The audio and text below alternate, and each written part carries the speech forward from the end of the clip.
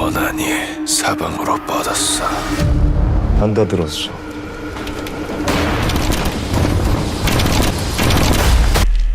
당장 귀신을 잡아 없애거라. 혹시 막 사람들이 죽어나가고 막 그러지 않소? 비밀을 풀려면 당신이 필요합니다. 귀가 되어 그자를 감시해라.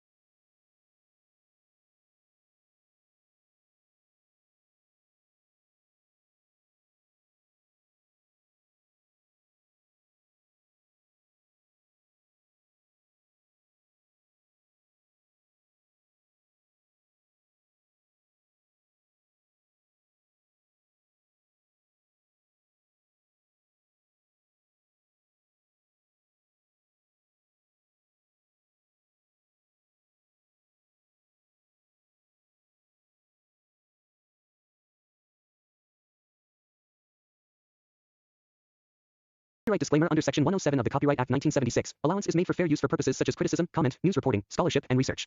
Fair use is a use permitted by copyright statute that might otherwise be infringing. Nonprofit, educational, or personal use tips the balance in favor of fair use.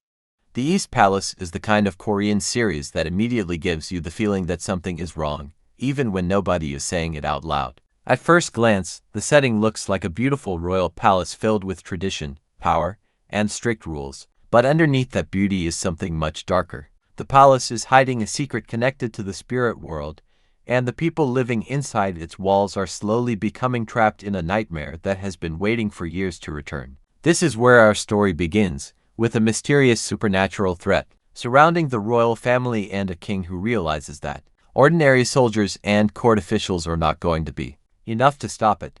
The story takes place in a fictionalized version of historical Korea, where the world of the living exists alongside a dangerous realm inhabited by spirits. The palace is supposed to be the safest place in the kingdom, but here, the walls don't protect people from the dead. Instead, they seem to hold the dead inside. Strange incidents begin to appear around the East Palace, and what makes everything even more frightening is that these events appear to be connected to something that happened many years earlier. The royal family is not simply dealing with random ghost sightings. There is a curse involved, and the closer they get to its origin, the more dangerous the situation becomes. At the center of this story is Gu-cheon, played by Nam Yo-hyuk. He isn't the typical heroic character who walks into a dangerous situation because he wants to save everyone. Gu-cheon has a very different personality. He is confident, sarcastic, and sometimes appears almost careless when dealing with things that would terrify an ordinary person. But there is a reason he can behave this way. Gu-cheon has an unusual ability that separates him from almost everyone around him. He can cross between the human world and the realm of spirits, which means he can face creatures that normal people cannot even properly see. His abilities also come with a history of their own. Gu-cheon's connection to the spirit world is not something that simply appeared because the palace needed a hero. His past is connected to tragedy, and that experience changed the way he sees the supernatural world. For him, ghosts are not just mysterious creatures hiding in the darkness. They are part of a reality he has been forced to understand since he was young. That makes him the perfect person for the king to call when the palace's problems become impossible to hide. The second major character is Saeng-gang, played by Ro Yoon-seo. Unlike Gu-cheon, she doesn't fight spirits with a sword. Her ability is completely different. Saeng-gang can hear the voices of the dead. For her, this power is not necessarily a gift. Imagine living every day knowing that the voices around you might not belong to living people. Imagine hearing something nobody else can hear and being unable to explain it without being treated as strange or cursed. That is the burden Saeng-gang carries. When Gu-cheon and Saeng-gang are brought together, their relationship becomes one of the most interesting parts of the story. They are not identical characters, and that's exactly why their partnership works. Gu-cheon understands how to confront spirits, while Saeng-gang can hear information that he cannot. One can enter the dangerous world of the dead, while the other can listen to voices that reveal what happened there. Neither character has everything they need on their own, so they gradually become dependent on each other. Then there is the king, played by Joseon. He is not simply a ruler sitting safely on his throne while other people deal with the supernatural events. The curse is directly connected to his royal family, which means the situation is personal. The king knows that something is happening inside his palace, but he also has political responsibilities. He cannot simply announce that ghosts are attacking the royal family and expect the court to remain calm. This creates a dangerous situation because the king has to work in secret. He summons Gu-cheon and brings Saeng-gang into the investigation because he needs people who can deal with a threat that official palace forces cannot understand. But the king's motives are not always easy to read. Is he only trying to protect his family? Is he hiding something about the palace's past? Or does he know more about the curse than he is willing to reveal? That question becomes increasingly important as the story moves forward. The series also introduces the Queen Dowager, played by Jang Young-nam, another character whose presence adds a completely different layer to the royal family's problems. She is someone who has survived years of palace politics, scandals, and struggles for power. She understands how fragile royal authority can be, and she is determined to protect the legitimacy of the royal bloodline. But in a palace where supernatural forces are returning, political power and supernatural power begin to overlap. One of the most frightening elements of the East Palace is the legend surrounding the Pawn Spirit. The story suggests that the royal family has already faced this supernatural threat before. Decades earlier, a series of deaths devastated the royal family, and the spirit connected to the pawn became associated with those tragedies. The surviving members of the royal household have carried the memory of those events for years. Now history appears to be repeating itself. A death inside the palace immediately raises questions. At first, people may try to find a human explanation. Maybe someone is responsible. Maybe there is a political conspiracy. Maybe an enemy has entered the palace. But as more strange events occur, those explanations begin to fall apart. The possibility that the old supernatural curse has returned becomes harder and harder to ignore. And this is where the show becomes much more than a simple ghost story. The real mystery is not just whether ghosts exist. The bigger question is why these spirits are appearing in the first place. What happened in the past that created such hatred? Who was responsible? And why is the royal family being targeted again after so many years? Gu-cheon is given a dangerous mission. He must investigate the supernatural activity inside the palace and find a way to stop the spirit responsible. But the palace is not an ordinary location. Every corridor can hide a secret. Every room can contain a memory. And every person may know something they refuse to reveal. Saeng-gang's ability becomes especially important because the dead can sometimes reveal information that the living would rather keep hidden. A ghost doesn't care about royal status. It doesn't care whether someone is a king, a servant, or a court lady. The dead can expose secrets that powerful people have spent years trying to bury. That makes Saeng-gang both valuable and vulnerable. As Gu-cheon and Saeng-gang begin investigating, their journey takes them closer to the boundary between life and death. The supernatural world in this story isn't presented as a simple place filled with monsters that appear and disappear. It has its own rules, its own dangers, and its own connection to the human world. The realm of Gwi becomes especially important. This is the mysterious spirit realm that Gu-cheon can enter, and crossing into it means leaving behind the safety of the normal world. Once inside, the rules change. The things that seem impossible in the human world can become very real, and the people who enter may not return exactly as they were. This gives Gu-cheon's character an additional burden. Every time he crosses that boundary, he is putting himself in danger. But he also understands that someone has to do it. If he refuses, the palace may lose its final chance to discover what is really happening. The trailer for the series gives viewers a strong taste of this atmosphere. Instead of presenting the palace as a glamorous historical setting, it emphasizes darkness, silence, supernatural imagery, and the feeling that something is watching from just beyond the visible world. The trailer also highlights the unusual partnership between Gu-cheon and Saeng-gang, showing that their investigation will take them into places where ordinary people would never dare to go. What makes the trailer particularly interesting is the contrast between the beautiful palace environment and the terrifying supernatural events taking place inside it. Everything looks controlled from the outside, but underneath that surface, the royal family is losing control. And that is essentially what makes the East Palace so intriguing. It combines a historical palace mystery with supernatural horror. But it also adds questions about family, power, guilt, revenge, and secrets. The ghosts are frightening, but the people may be just as dangerous because the living have their own reasons for hiding the truth. The cast is another major reason the series attracts attention. Nam Yo-hyuk takes on a role that allows him to explore a darker and more supernatural character through Gu-cheon. Ro Yun-seo brings a different energy to Saeng-gang, whose quiet ability becomes crucial to the investigation. And Cho Seung-woo's presence as the king adds weight to the royal storyline, especially because his character cannot simply be viewed as a straightforward good or bad ruler. Together, these three characters form the core of the story. Gu-cheon can face the dead, Saeng-gang can hear them, and the king desperately needs them to discover the truth. But the deeper they go into the palace's secrets, the more dangerous the investigation becomes, because sometimes the most terrifying thing about a curse isn't the ghost itself. It's the reason the ghost came back. And as the old mystery begins to reveal itself, Gu-cheon and Saeng-gang are going to discover that the East Palace is not simply haunted.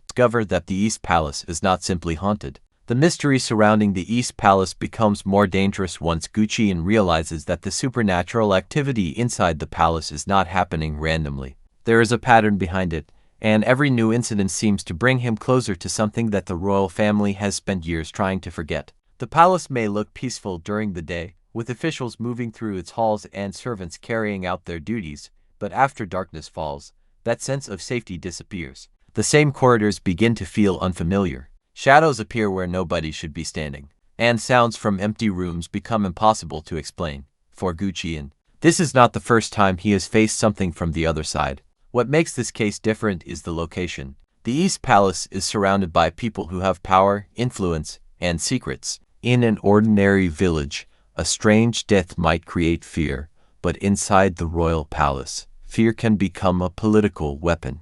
If word spreads that the palace is haunted, the authority of the king could be questioned. Enemies within the court could use the situation to create panic, while people close to the royal family might start turning against one another. That is why the investigation has to remain quiet. Gu-cheon cannot simply walk through the palace announcing that a spirit may be responsible for the deaths. He has to collect evidence, understand the behavior of the spirits, and figure out which events are connected. At the same time, he has to deal with people who may deliberately mislead him. Saeng-gang becomes an important part of this process because the voices she hears can sometimes provide clues that physical evidence cannot. But listening to the dead is not as simple as asking them a question and receiving a clear answer. Spirits have their own emotions, memories, and motives. Some may want revenge. Others may be confused about what happened to them. Some may not even realize that they are dead. That creates a difficult situation for Saeng-gang. Every voice she hears could contain information that helps the investigation, but it could also pull her deeper into the supernatural world. The more she listens, the harder it becomes to separate the voices of the dead from the sounds of the living. And when the palace itself begins to feel like a place where the two worlds overlap, her ability becomes both an advantage and a source of fear.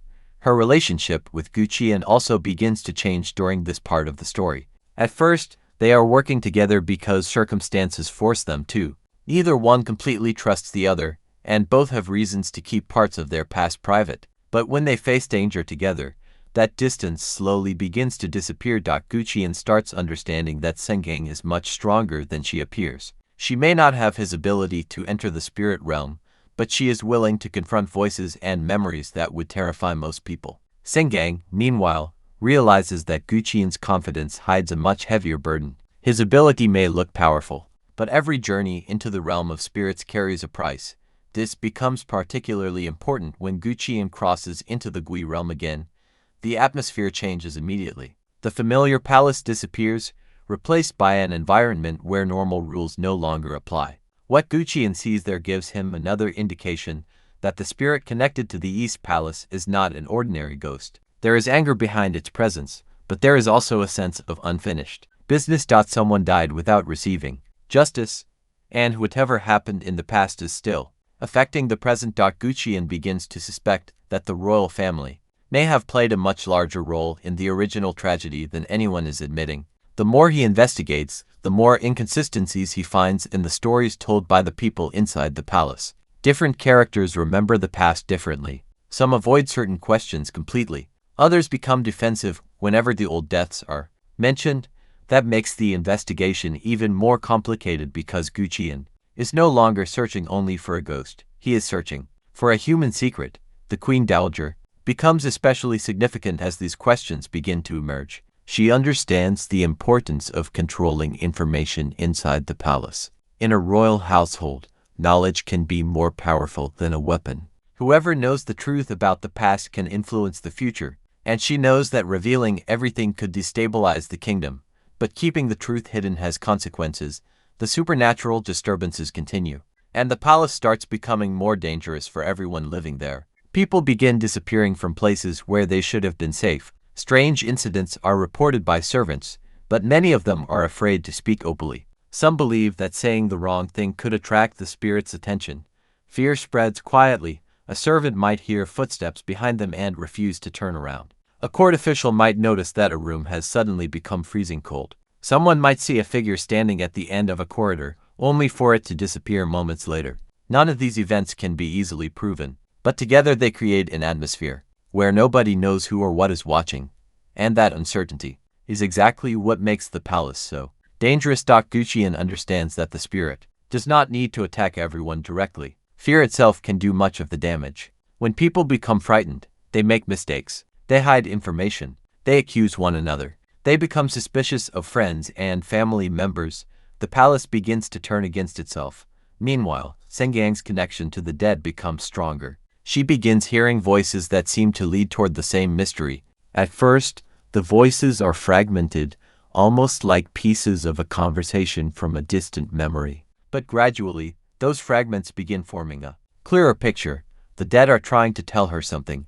The problem is that the message is not complete. Saeng-gang has to determine which voices can be trusted, and which ones may be manipulating her. This is one of the most interesting aspects of her character because she cannot simply rely on her supernatural ability. She has to use judgment. Hearing the dead does not automatically mean understanding them. Sometimes the dead lie. Sometimes they remember things incorrectly, and sometimes they want the living to suffer for what happened to them. This makes Saeng-gang's role much more complicated than simply being the person who communicates with ghosts. She becomes a bridge between two worlds, and both sides can use that bridge for their own purposes. As the investigation continues, Gu-cheon begins connecting the present incidents with the tragedy from decades earlier. The deaths associated with the pawn spirit were not isolated accidents. They were connected to the royal family and to decisions made by people who believed they could control the consequences. But the supernatural world does not seem to care about royal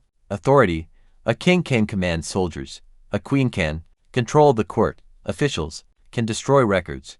But none of that can erase what happened. This idea becomes one of the central themes of the story. The palace represents power and control, while the spirits represent everything that power cannot control. The royal family can hide documents, silence witnesses, and rewrite official history, but they cannot command the dead to forget. That is why the supernatural threat becomes more powerful as the truth gets closer to the surface. Gu-cheon starts realizing that defeating the spirit may not be as simple as destroying it. If the spirit is driven by revenge, then killing it again would solve nothing. The real solution may require discovering what happened and confronting the people responsible. But there is a problem. The people connected to the old tragedy may still be protected by the palace. And some of them may have powerful reasons to make sure Gu-cheon never discovers the full truth. This creates another layer of danger. Gu-cheon has to investigate the supernatural world while also watching the living people around him. At any moment, someone inside the palace could become an enemy. The king also finds himself under increasing pressure. He wants to protect the royal family, but every new supernatural incident makes it harder to maintain control. He cannot allow the court to see weakness. Yet he also cannot ignore the evidence that something is seriously wrong.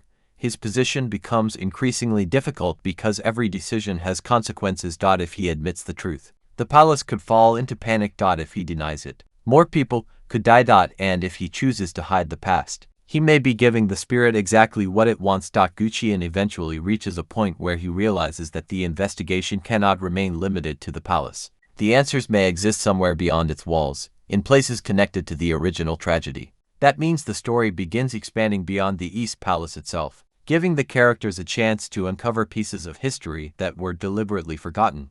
But leaving the palace does not mean escaping the supernatural threat. In fact, it may bring them closer to it. The further Gu-cheon and Saeng-gang go, the clearer it becomes that the spirit's anger is connected to a specific event. Someone suffered, someone made a choice, and someone else benefited from that choice. The truth is beginning to take shape, but neither character has enough information to understand the entire picture, and this is where their partnership becomes essential. Gu-cheon has the courage to enter places where the dead are waiting. Saeng-gang has the ability to hear what those spirits are trying to say.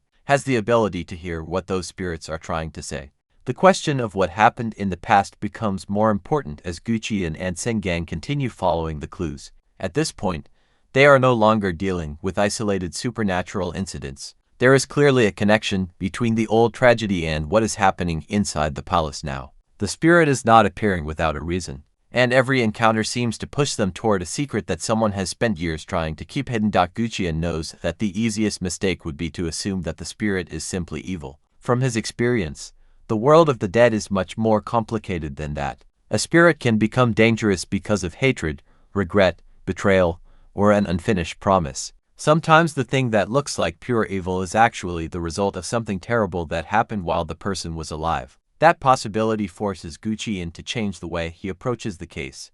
Instead of asking only how to destroy the spirit, he begins asking why it refuses to leave. That small change in his thinking becomes extremely important. Saeng-gang is also beginning to understand that the voices she hears are connected to a larger story. Some voices seem frightened, while others sound angry. There are moments when she hears fragments that appear meaningless, but later those fragments begin to make sense. A name, a place, a warning, or even a single sentence can become important once another piece of the mystery is discovered. The problem is that listening to the dead comes with a serious emotional cost. Saeng-gang cannot simply switch her ability off whenever she wants. When the voices become stronger, she has to deal with them whether she is ready or not. This creates moments where she appears overwhelmed, but she refuses to abandon the investigation. She understands that the dead may be the only witnesses who can reveal what actually happened. Gu-cheon notices this determination. Their relationship continues developing, but it doesn't suddenly become perfect. They still disagree, and Gu-cheon sometimes tries to protect Saeng-gang by keeping information from her. Saeng-gang does not appreciate being treated as someone who needs to be protected, especially when her ability is one of the most important tools they have.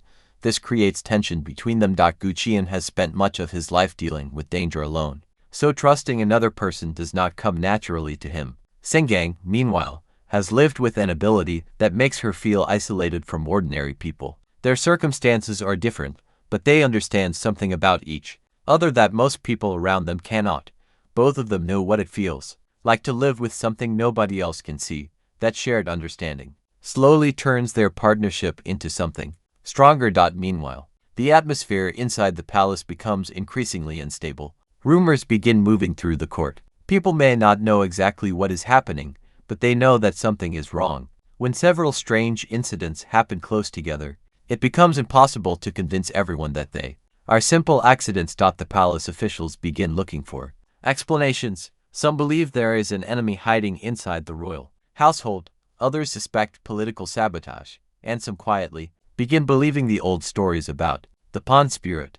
The last possibility is the most dangerous because once people begin believing that a supernatural curse has returned, fear can spread faster than any official announcement. The king is forced to make decisions before the situation gets completely out of control. He wants Gu-cheon's investigation to continue, but he also needs the palace to appear stable. That means keeping certain events secret and controlling what information reaches the public. But secrecy has its own consequences.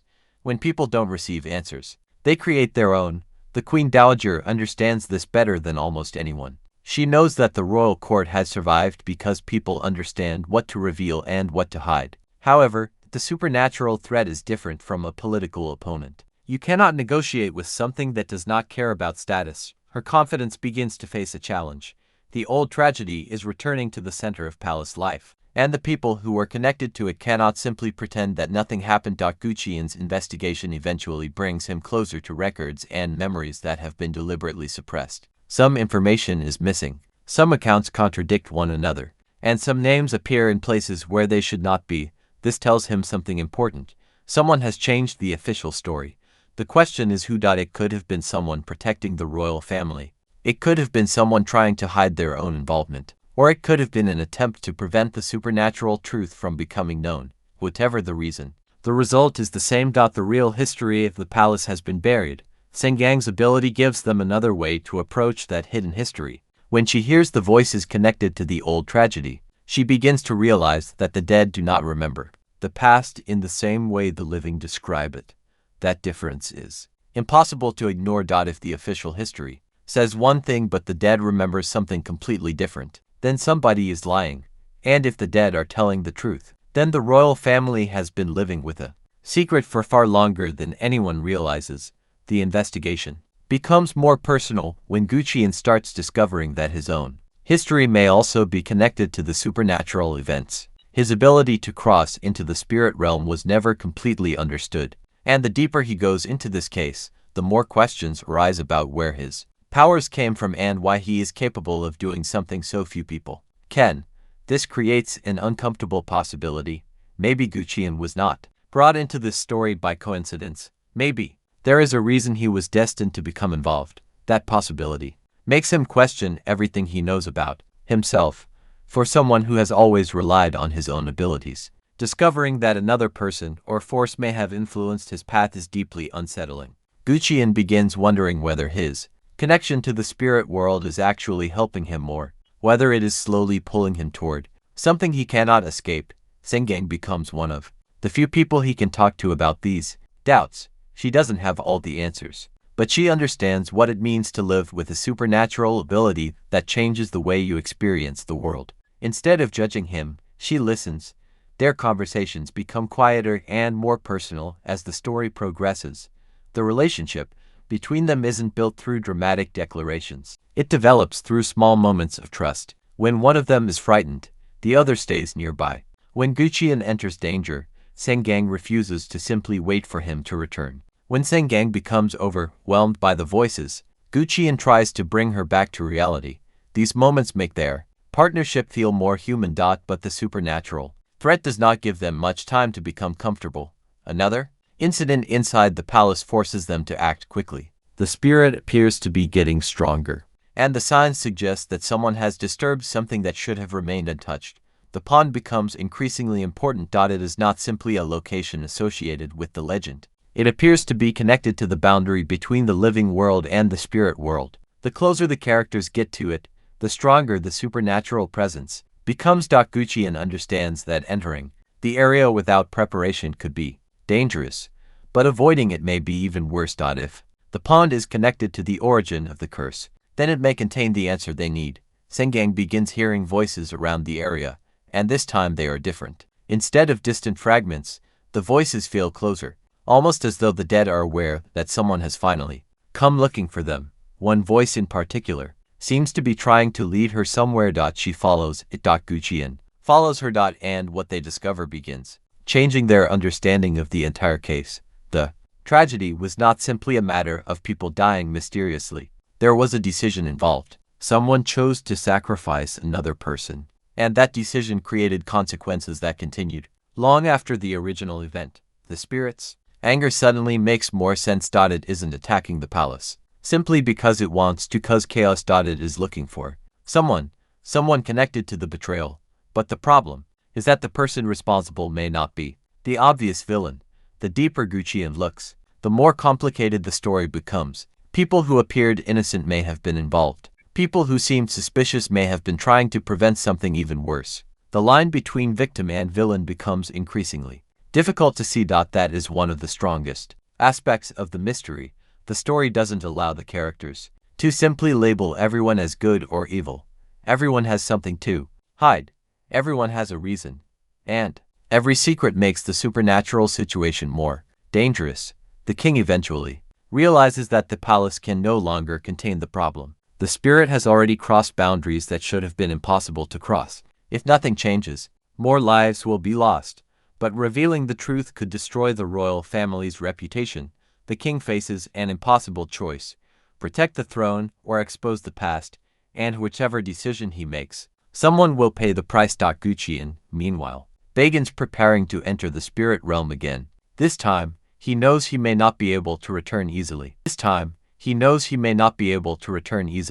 The deeper Gu-cheon and Saeng-gang move into the mystery, the more they realize that the palace is not just a place where the supernatural is happening. It is almost as if the palace itself has become part of the curse. The walls hold memories, the people carry old secrets, and certain places seem to react whenever the past is disturbed. What once looked like separate incidents now feels like one long chain of events finally reaching its breaking point. Gu-cheon becomes increasingly convinced that the spirit is following a specific purpose. It isn't simply appearing whenever someone enters the wrong room or walks near the pond. There is a pattern to its actions, and that pattern seems to involve people connected to the royal family. The question is whether the spirit is punishing the guilty or simply destroying anyone who happens to stand in its way. That distinction becomes extremely important. If the spirit is searching for the people responsible for the original tragedy, then Gu-cheon may be able to reason with it. But if the spirit has lost control of its anger, then even innocent people could become targets.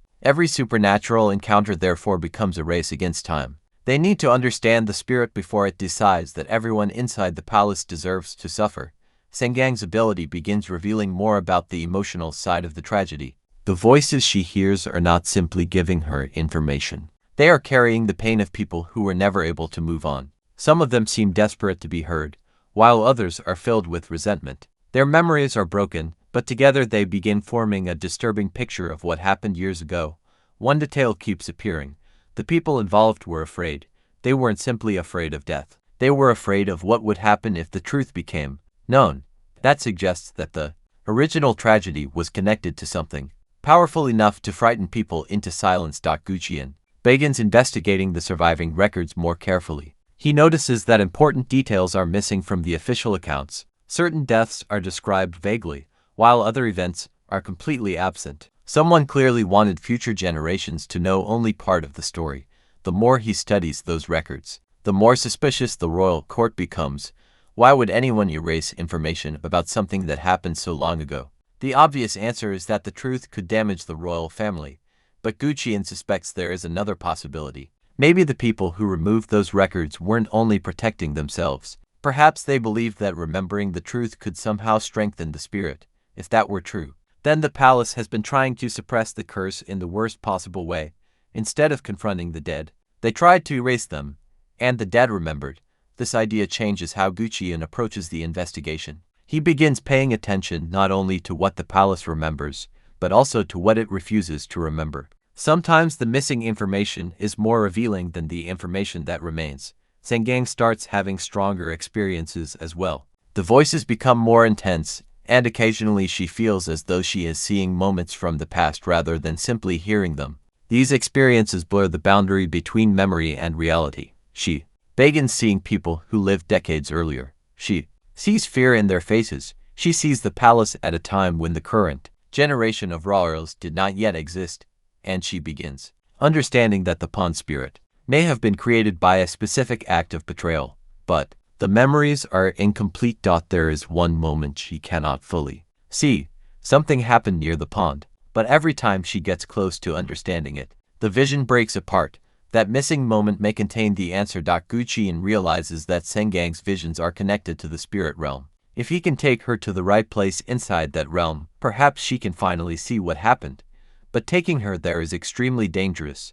The Gwi realm is not a normal place. It exists outside the rules of the living world, and people who enter it can become trapped by memories, emotions, and spirits. Gu-cheon has experience crossing into that world, but Saeng-gang does not.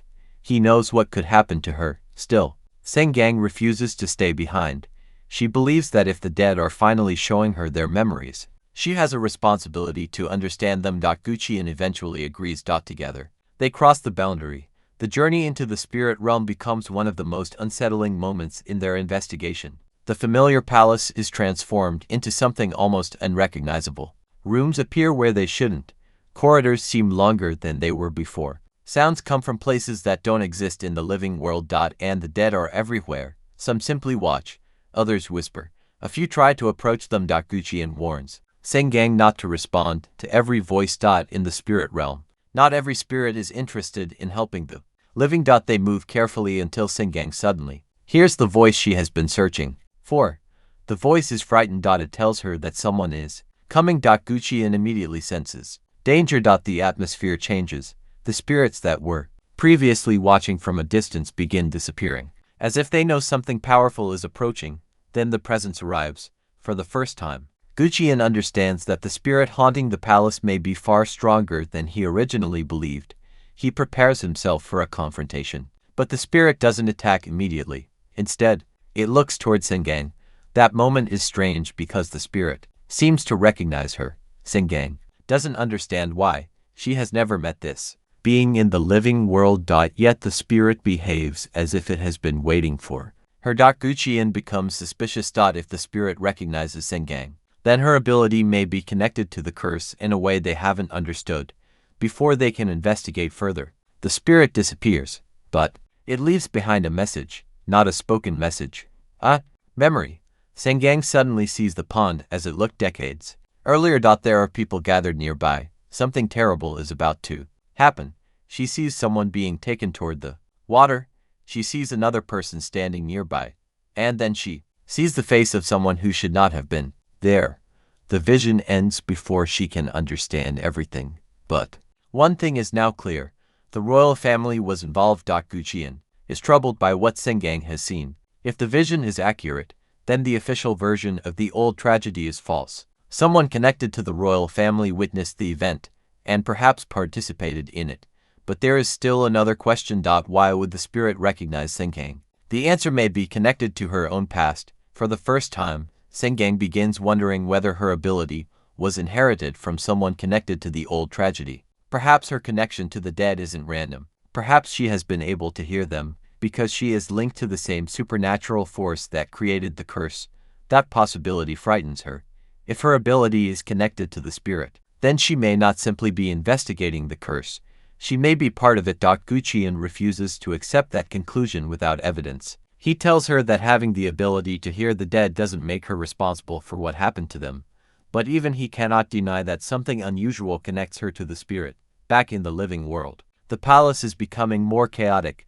The king receives reports of another supernatural incident, and this time, the consequences are impossible to hide. Court officials begin demanding answers. Some believe the king should move the royal family away from the East Palace. Others argue that leaving would make the situation worse. The king is trapped if he abandons the palace. People may believe the supernatural rumors are true. If he stays, he risks more deaths. The Queen Dowager pushes for greater control over the investigation. She does not want Gu-cheon asking questions about the old tragedy, but Gu-cheon has already realized that those questions are unavoidable. Their conflict becomes increasingly direct. Gu-cheon knows she is hiding something. She knows he is getting close. Neither side is willing to step back. Meanwhile, Saeng-gang begins researching her own history. If her supernatural ability has a connection to the palace, she needs to understand where it came from. She discovers that there are gaps in the records surrounding her family as well. That cannot be a coincidence.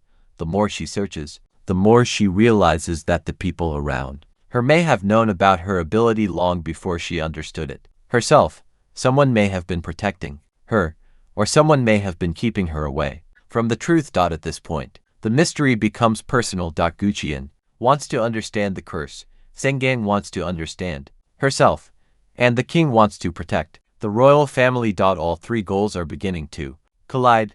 The supernatural threat continues growing, but now there is a human conflict developing alongside it. The people who know the truth are becoming increasingly desperate, while the people searching for the truth are getting closer. And the spirit seems to be waiting for something. Perhaps it wants the truth exposed, perhaps it wants revenge, or perhaps it wants someone from the living world to finish what was started decades ago. Gu-cheon begins to realize that the final confrontation may not be about destroying the spirit at all. It may be about giving it what it has been denied for years. Justice. But justice inside a royal palace is never simple. Justice inside a royal palace is never simple. The discovery that the old tragedy may be connected directly to the royal family changes everything for Gu-cheon and Saeng-gang. Until this point, they have been trying to understand a supernatural threat that seems to have returned from the past. Now they have a much more serious problem. If someone inside the royal family was involved in what happened at the pond, then the people who are supposed to be helping them may actually be protecting the secret that caused the curse in the first place. Gu-cheon becomes much more careful after this discovery. He understands that asking the wrong question to the wrong person could put both him and Saeng-gang in danger.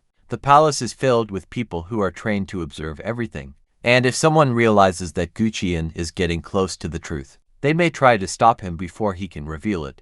Saeng-gang also feels the pressure. The memory she witnessed inside the spirit realm continues to bother her. She remembers the fear on the faces of the people involved, but the most disturbing part is the person she saw standing near the pond. She cannot completely identify them, yet there is something familiar about that figure. That familiarity becomes impossible for her to ignore. She begins comparing what she saw with the people currently living inside the palace. Small details begin connecting. A gesture, a piece of clothing, a family symbol. None of these things are enough to prove anything, but together they suggest that the person in her vision belonged to the royal household. The question now is whether that person was responsible for the tragedy or simply witnessed it. Gu-cheon warns her not to jump to conclusions. A memory from the spirit realm may not show the complete truth. Spirits can remember events through emotion rather than facts, and a vision can sometimes reveal only one person's perspective. Still, Saeng-gang believes there is something important hidden inside that memory. She decides to return to the place where the vision began, the pond. Going there is dangerous because the supernatural activity around it has become stronger. Even during the day, the location feels strangely quiet. The normal sounds of the palace seem distant, and the air feels heavier. Gu-cheon notices something. Immediately. There are signs that someone has recently been near the pond. That means they are not the only people investigating the old tragedy. Someone else is looking for answers, or perhaps someone is trying to make sure the answers remain hidden. They search the area carefully and discover traces that appear insignificant at first. An old object, a damaged section of stone, marks that suggest something happened there many years ago. Saeng-gang touches the object. The voices return. This time, they are louder. She hears someone crying. Then she hears a command. Then silence. The memory hits her with such force that she almost collapses. Gu-cheon catches her before she falls. When she recovers, she tells him what she heard. The command was simple. Someone ordered another person to remain silent. That changes the investigation again. The tragedy wasn't only about death. It was also about silence. Someone saw what happened and was ordered never to speak about it.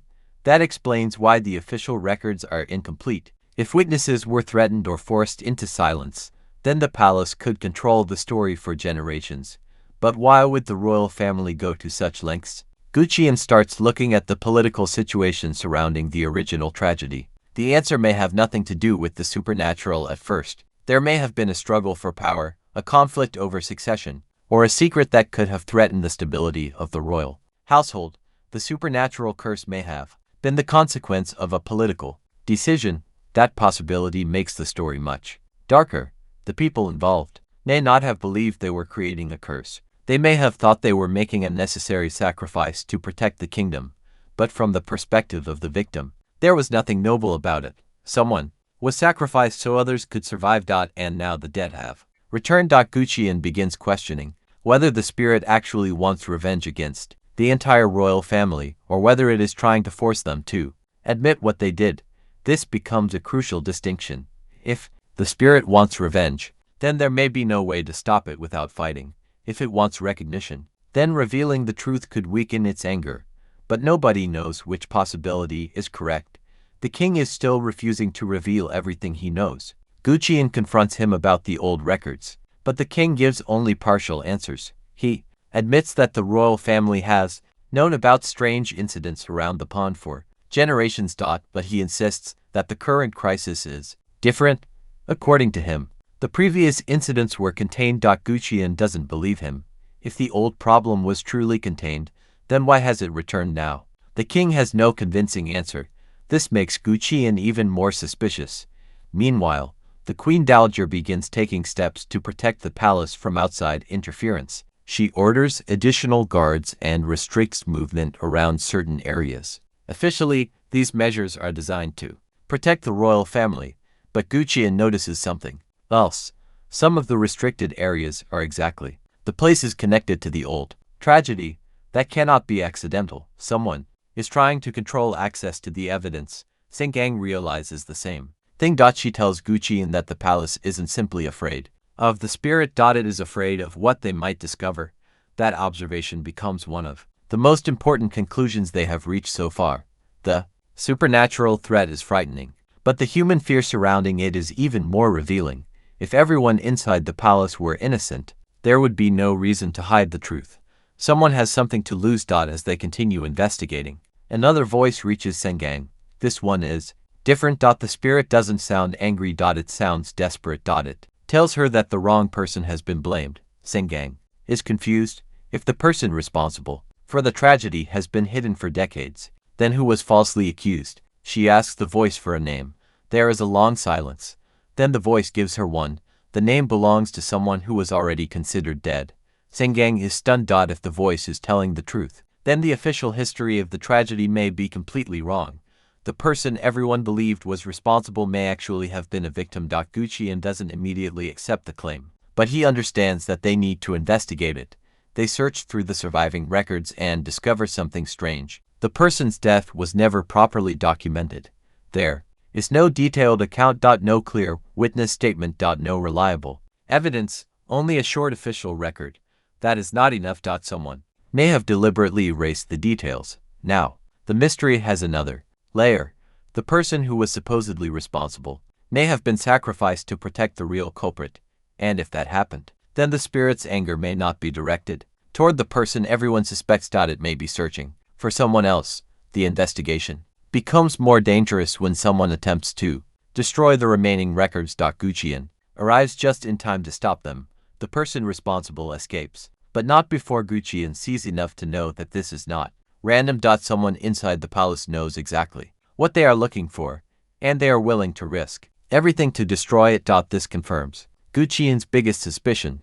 The living are actively fighting against the truth. The supernatural events may be forcing the past into the present, but there are still people trying to push it back into darkness. Saeng-gang begins to wonder whether the spirit itself has been manipulating events to expose these people. Maybe every supernatural incident has been designed to force another secret into the open. Maybe the deaths are not random. Maybe they are warnings. That possibility makes the next step even more frightening. If the spirit is following a pattern, then there may be another target. Gu-cheon realizes that they need to find out who comes next before the spirit reaches them. They begin examining everyone connected to the old royal family. Names, relationships, positions, and old records are compared. Eventually, one name stands out, a person who is still alive, a person with direct connections to the tragedy. And, more importantly, a person who has been unusually interested in controlling the investigation. The realization hits Gu-cheon hard. The person who may know the most about the curse is standing much closer to the throne than they expected. Saeng-gang senses something else. The voices become stronger whenever this person's name is mentioned. That may be enough to confirm that the connection is real, but before they can confront the person, the palace is struck by another supernatural event. This time, the spirit does not remain hidden. It appears openly. Everyone sees it. Panic spreads throughout the palace. Gu-cheon tries to intervene, but the spirit isn't attacking randomly. It moves toward a specific location, toward the royal chambers. The king realizes what is happening. The spirit isn't coming for the servants. It isn't coming for the guards. It is coming for someone inside the royal family. And as the doors of the royal chambers begin to shake, the truth that has been hidden for decades is finally beginning to force its way into the present. Gu-cheon draws his weapon. Saeng-gang prepares herself for the voices. The king stands, frozen between fear and responsibility. And, somewhere inside the palace, the person connected to the old tragedy realizes that the secret may finally be exposed. The spirit has returned, but this time, it isn't hiding. It has come to collect the debt that was never paid. It isn't hiding. It has come to collect the debt that was never paid. The moment the spirit reaches the royal chambers, the entire atmosphere inside the palace changes. Until now, the supernatural threat has mostly appeared through whispers, strange memories, unexplained deaths, and brief encounters, but this time, there is no hiding from it. The presence is strong enough that even people who never believed the old stories can feel that something unnatural has entered the palace. The guards rush toward the royal chambers, but their weapons are almost useless against something they cannot properly fight. They can protect a person from another human being, but they have no idea how to defend against a spirit that can move through walls and appear without warning. Their confusion only makes the situation worse. Gu-cheon arrives before anyone can make a reckless decision. He immediately understands that attacking the spirit without knowing its intention could turn the situation into a disaster. He tells everyone to stay back and tries to determine exactly who the spirit is looking for. Saeng-gang stands nearby, listening. The voices are overwhelming. She hears several spirits at once, but one voice rises above the others. It is the same voice that has been guiding her toward the truth. This time, however, the voice is not giving her another clue. It is warning her. The person inside the chamber is not the only one in danger. Someone else is coming. Gu-cheon notices Saeng-gang's expression and realizes that something has changed. Before he can ask what she heard, the spirit suddenly moves. It passes through the room without touching anyone and stops in front of a particular door. The room becomes completely silent. Everyone understands what that means. Someone behind that door is connected to the tragedy. The king hesitates before giving the order to open it. His hesitation is enough for Gu-cheon to understand that the king may already know who is inside. That moment creates a new question. If the king knows who the spirit wants, why hasn't he revealed the person's identity? Gu-cheon looks at him. The king finally admits that the person inside the chamber has been connected to the royal family's secrets for years. But he still refuses to explain everything. Gu-cheon becomes frustrated. At this point, keeping information hidden is no longer protecting anyone. The spirit has already entered the royal chambers, and if the truth remains buried, more people could die. The door finally opens. Inside is someone who looks completely calm. There is no panic. No attempt to escape. Instead, the person seems almost prepared for this moment. That reaction surprises Gu-cheon. Most people would be terrified if a spirit came searching for them. But this person looks as though they have been expecting it for a very long time. Saeng-gang hears another voice. This time, the voice says that the person in the room knows what happened at the pond. The person is confronted directly. At first, there is denial. Then silence. Finally, a small part of the truth begins to emerge. Years ago, the royal family faced a crisis that threatened to destroy its power. There was a decision that had to be made quickly, and someone was chosen to carry the blame. The official story was created afterward, and the people involved agreed never to discuss what really happened. But there was one problem. The person who suffered because of that decision did not simply disappear. Their anger remained, their memory remained. And eventually, their spirit returned. Gu-cheon asked the person why nobody stopped it. The answer is uncomfortable. Because the people who knew the truth were afraid. They were afraid of the royal family. They were afraid of losing their positions.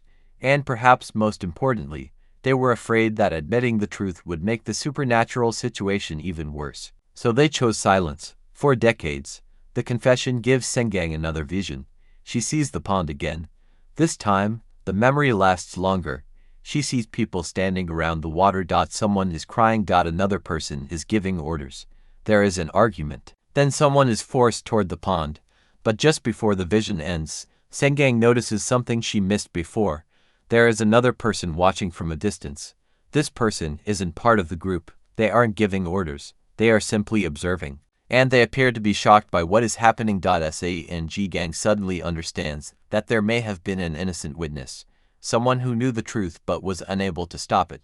That person may have carried the secret for the rest of their life. The question is whether that witness is still alive. Gu-cheon begins searching for information about anyone who could have been present at the time. The records are incomplete, but one detail stands out. A young palace servant was mentioned briefly in an old document and then disappeared from the official records. That servant may have been the witness. If they survived, they could know exactly what happened. But finding someone who disappeared decades ago is almost impossible. The investigation takes Gu-cheon and Saeng-gang away from the royal chambers and deeper into the history of the palace. They begin following the few remaining clues connected to the missing servant. Meanwhile, the supernatural activity doesn't stop. In fact, it becomes stronger. The spirit appears in different parts of the palace, almost as though it is searching for something. It no longer seems focused on one person. It moves through rooms connected to the past and leaves behind strange signs. Saeng-gang begins to understand what it may be looking for. The spirit isn't simply hunting people. It may be searching for the final piece of its own memory. Something happened on the night of the tragedy that even the spirit cannot fully remember. That missing memory could explain why the curse continues. Gu-cheon becomes increasingly concerned about Saeng-gang because every new vision affects her physically and emotionally. He tells her to stop forcing herself to listen. She refuses. She believes that if she stops now, they may never discover the truth. Gu-cheon argues that discovering the truth isn't worth losing herself. For a moment, the investigation becomes secondary. Saeng-gang admits that she is afraid. She is afraid that the voices will eventually become louder than the living world. She is afraid that she will lose control. And she is especially afraid that her connection to the spirit means she may eventually become part of the same world she is trying to understand. Gu-cheon doesn't have an easy answer. Instead, he tells her that whatever happens, she doesn't have to face it alone. That simple statement changes their relationship. They are no longer working together simply because they need each other's abilities. They have started trusting one another. Their next clue leads them to an older section of the palace, a place that has been largely abandoned. The area contains rooms that are no longer used and records that were never properly organized. Gu-cheon believes someone may have hidden evidence there. They search through old belongings and eventually discover something that immediately catches Saeng-gang's attention. A personal item. It carries the same symbol she saw in her visions. She touches it. Another memory begins. This time, she sees the missing servant. The servant is running through the palace. They are carrying something. They are being followed. The servant reaches a hidden room and places the object inside. Then someone catches them. The memory ends. Saeng-gang opens her eyes and tells Gu-cheon what she saw. They search the room again. Behind an old wooden panel, they find a hidden compartment. Inside is a document. The writing is damaged, but enough remains to understand that it was written by the missing servant. The document describes the night of the tragedy, and what it reveals is far more disturbing than they expected. The person blamed for the incident was not responsible. The decision came from someone much more powerful. But there is one final part of the document that has been deliberately destroyed. The name. Someone removed the identity of the person who gave the order. Gu-cheon is furious. They were finally holding the evidence they needed, but the most important information was gone. Still, the document contains another clue. It mentions a meeting that happened after the tragedy. A meeting involving members of the royal family and a spiritual practitioner. That means the palace knew about the supernatural consequences from the beginning. They didn't simply discover the curse later, they knew it could happen, and they attempted to control it. This revelation changes the entire story. The curse may not have been an unexpected consequence. Someone may have deliberately tried to manipulate the spirit world. Gu-cheon realizes that the royal family may have made a deal with something they did not understand. If that is true, then the spirit haunting the palace could be only one part of a much larger problem. Saeng-gang hears another voice. It whispers a warning. The pond was only the beginning. Gu-cheon looks at her. For the first time, neither of them knows how far this mystery actually goes. The king is going to have to answer questions he has avoided for years. The queen dowager may know more than she has admitted. The spirit is becoming stronger, and somewhere inside the palace, there may still be someone protecting the secret that started everything. The next step is no longer simply finding the person responsible for the old tragedy. They need to discover what happened after it. Because if the royal family made an agreement with the supernatural world, then breaking that agreement could be the reason the curse has returned now. And if that agreement is still active, the spirit may not stop until the debt is finally paid. Gu-cheon realizes they have reached a point where there is no safe way forward. The decision to enter the spirit realm again is not something Gu-cheon takes lightly. He already knows how dangerous that world can be, but this time the situation is different. They are not going there simply to investigate a strange presence or follow a ghostly voice. They are searching for the truth behind an agreement that may have existed between the royal family and the supernatural world. If that agreement is still active, then the spirit haunting the palace may be only one consequence of a much older mistake. Saeng-gang knows there is a risk, but she also understands that her ability may be essential once they cross over. The clues they have discovered in the living world only explain part of the story. The missing information is connected to the dead, and the dead are the only ones who can reveal what happened after the original tragedy. Before they leave, Gu-cheon tries to prepare her for what she might experience. He tells her that the spirit realm does not always show people what they want to see. It can show memories, fears, regrets, and sometimes illusions created by spirits. If she sees someone she recognizes, she cannot assume that person is really there. If she hears someone calling her name, she cannot automatically follow the voice. Saeng-gang understands the warning. But there is one thing she doesn't tell him. She has already heard a voice calling her from the other side, and it sounds like someone she knows. The two finally cross into the Gwi realm. The transition is unsettling. There is no dramatic boundary separating the two worlds. One moment they are standing inside the palace, and the next, the same surroundings appear strangely distorted. The buildings are still recognizable, but everything feels older, emptier, and colder. It is almost as though they are looking at the palace through the memories of the dead. Saeng-gang immediately begins hearing voices. Some are distant, some are close. Others seem to come from beneath the ground. Gu-cheon tells her to focus on one voice at a time. If she allows every spirit to reach her simultaneously, she could lose control. They move deeper into the spirit realm until they reach a place that resembles the pond. But it isn't the same pond they know. The water is completely still. There is no wind. No insects. No sound. Then Saeng-gang notices something floating on the surface. An object. She recognizes it from one of her earlier visions. The object belonged to the person who was sacrificed during the original tragedy. She reaches toward it. The moment her fingers touch it, the entire environment changes. Suddenly, she is no longer standing beside Gu-cheon and she is watching the past. This time, the memory is clearer than anything she has seen before. The palace is crowded. People are moving quickly. Something has happened, and everyone seems frightened. The royal family is preparing for a crisis. Gu-cheon is unable to enter the memory with her, so Saeng-gang has to experience it alone. She sees the person who would eventually become the spirit. At this point, they are still alive. They are frightened but determined. They know something terrible is about to happen. They try to leave the palace, but they are stopped. Someone tells them that they cannot speak about what they know. They refuse. That is when the situation changes. They are taken toward the pond. Saeng-gang watches helplessly as the past unfolds. But then she sees something unexpected. The person wasn't chosen because they were guilty. They were chosen because they knew too much. They had discovered something that could have threatened the royal family's position, and instead of allowing the truth to become public, the people in power decided that one person could be sacrificed to protect everyone else. The memory becomes more emotional. The victim pleads with them. They promise to remain silent if they are allowed to live. But the decision has already been made. No one listens. Saeng-gang finally sees the person who gave the order. For the first time, the identity is clear, but before she can fully understand what she is seeing, the memory suddenly changes. Another figure appears. This person is not part of the royal family. They are a spiritual practitioner, and they are holding something in their hands, a ritual object. The practitioner tells the royal family that the death will not be enough to solve the problem. The spirit will return. The only way to prevent that is to create a boundary between the dead and the living. The royal family agrees. A ritual begins. The pond becomes the center of it. The practitioner performs a ceremony that appears to bind the victim's spirit to the area. But there is something wrong. The ritual is not designed to release the spirit. It is designed to contain it. The royal family isn't trying to help the dead.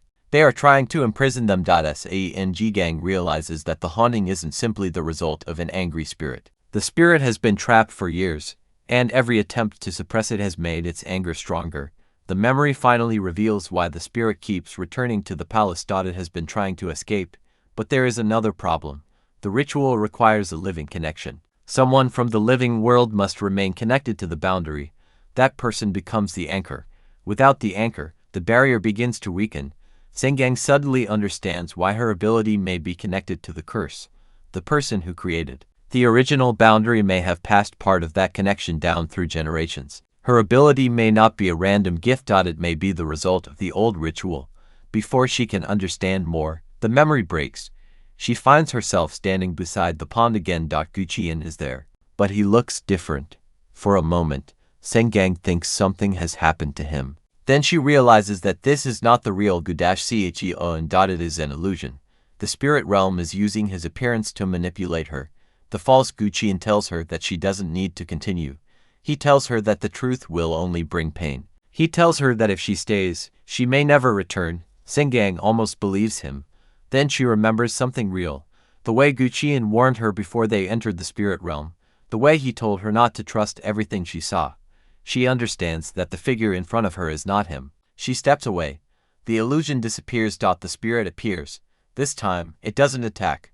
Instead, it points toward the pond. Saeng-gang looks into the water. She sees another memory. But this one is not from the original tragedy. It is from years later. Someone has returned to the pond. They are performing another ritual. The old spiritual practitioner is gone, but someone else has taken their place. This person appears to be maintaining the boundary.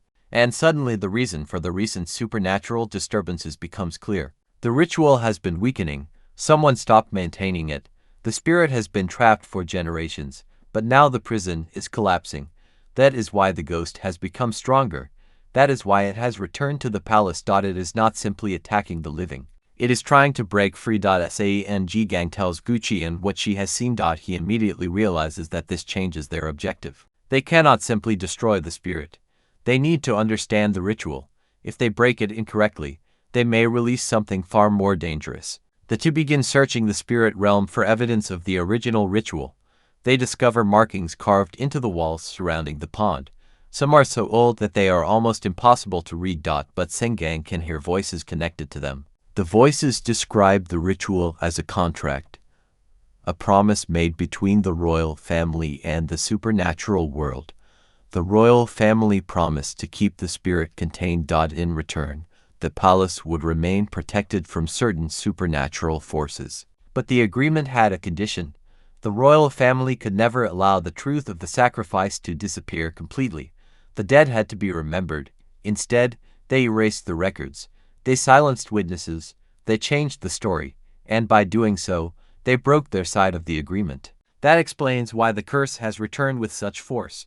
The supernatural world is enforcing the contract. The spirit is not simply acting out of anger. It is demanding what was promised.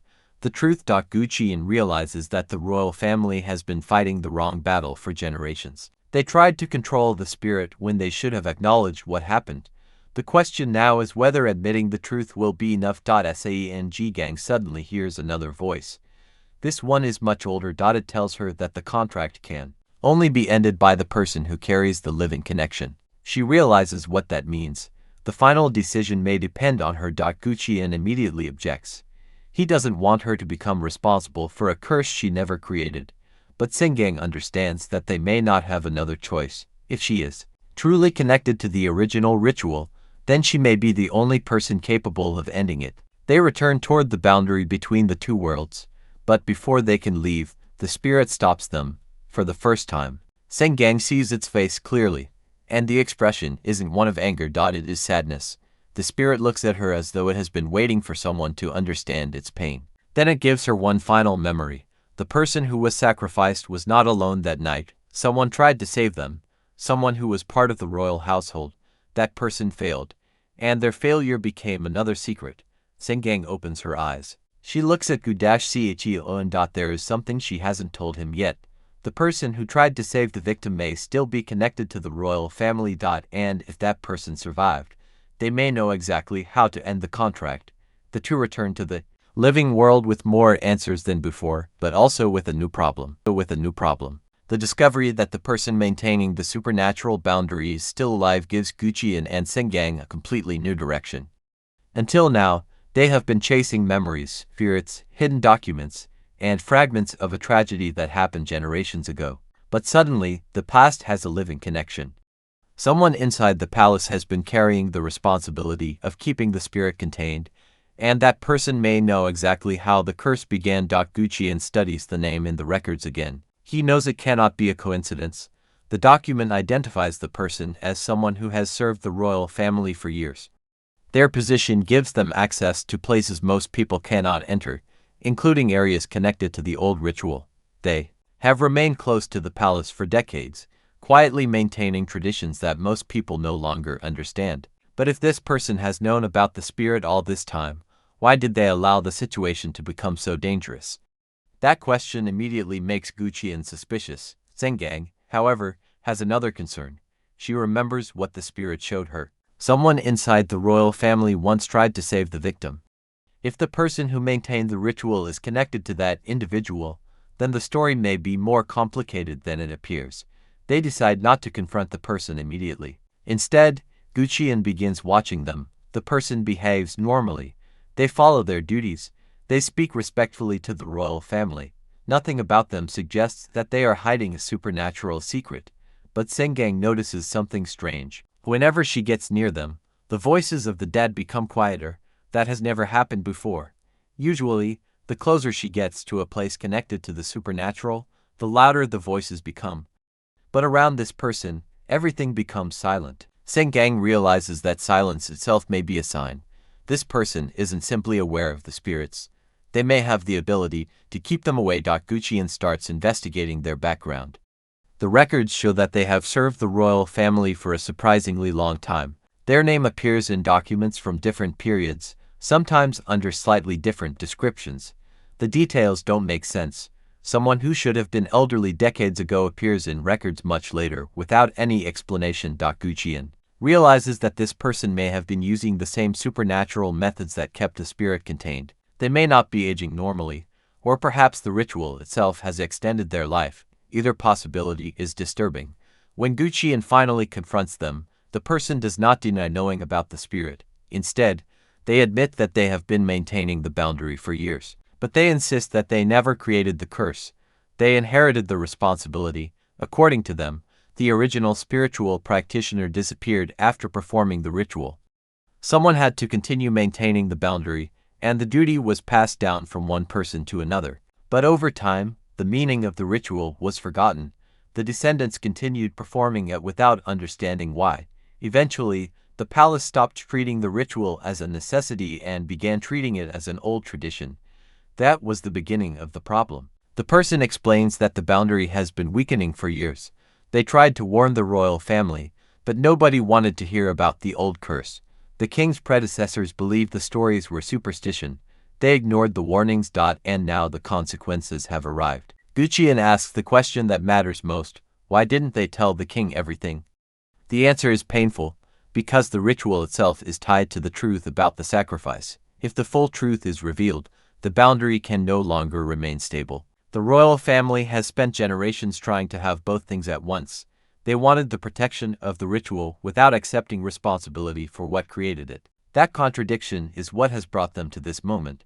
Saeng-gang asks about the person who tried to save the victim. The keeper of the ritual becomes silent. That reaction tells her everything. They know. The person eventually reveals that the witness was not just an ordinary palace servant. They were a member of the royal family, someone who secretly opposed the sacrifice, someone who tried to stop it, but they failed. Afterward, that person became obsessed with correcting the mistake. They were the first to maintain the supernatural boundary. Their descendants continued the responsibility. Saeng-gang realizes that the connection between her own ability and the curse may come from this line. The question is whether she is descended from the person who maintained the ritual. If she is, then her ability may be the result of that supernatural connection. Gu-cheon doesn't want her to think of herself as cursed. He tells her that an inherited connection does not make her responsible for the actions of people who lived generations before her. But Saeng-gang knows that this isn't only about responsibility. It may also be about choice. Her ancestors may have been forced to maintain the boundary. She can choose whether to continue doing the same thing.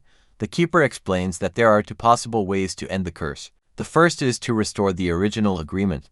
That would mean continuing the ritual and keeping the spirit trapped. The second is much more dangerous. They can break the contract completely, but if they do that, the spirit will be released. Gu-cheon asks what happens after that. The answer is frightening.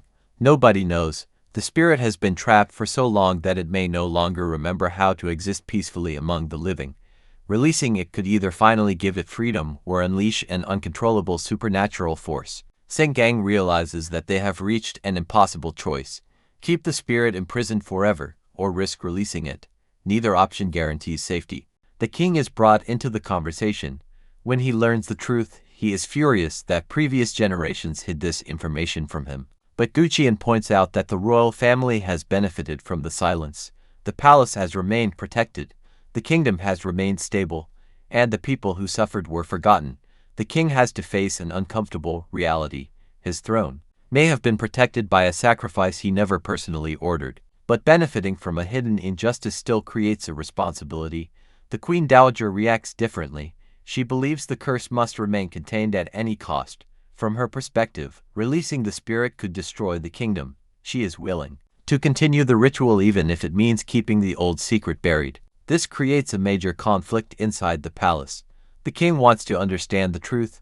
The Queen Dowager wants to protect the royal family. Gu-cheon wants to end the supernatural threat. Saeng-gang wants to give the dead a chance to rest. All for goals point in different directions. The situation becomes even more dangerous when the spirit appears again. This time, it doesn't attack. It stands outside the royal chambers. Waiting. Saeng-gang hears its voice. It tells her that it does not want the palace. It wants freedom.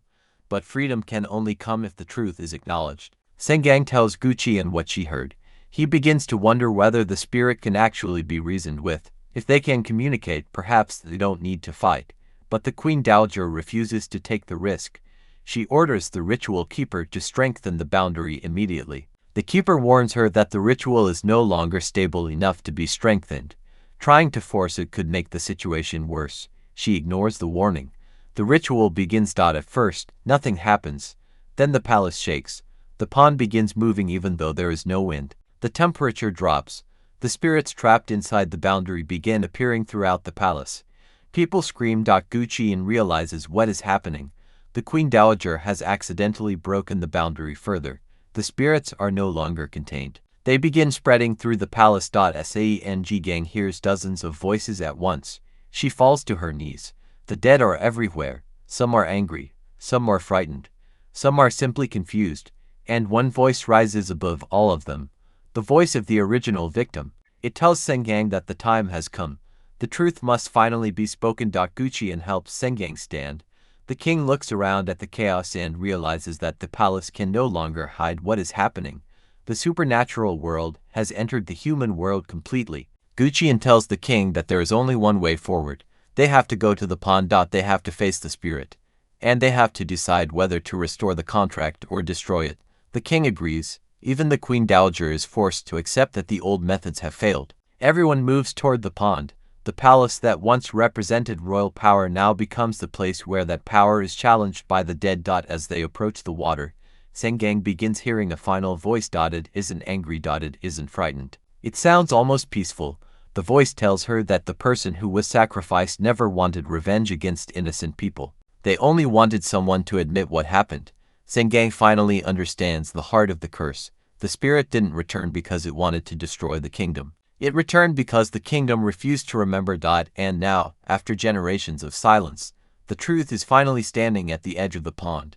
But before anyone can speak, the water begins to rise. The spirit emerges, and this time, it is not alone. Behind it are the spirits of everyone who suffered because of the original decision. Gu-cheon realizes that the final confrontation will not be a battle against one ghost.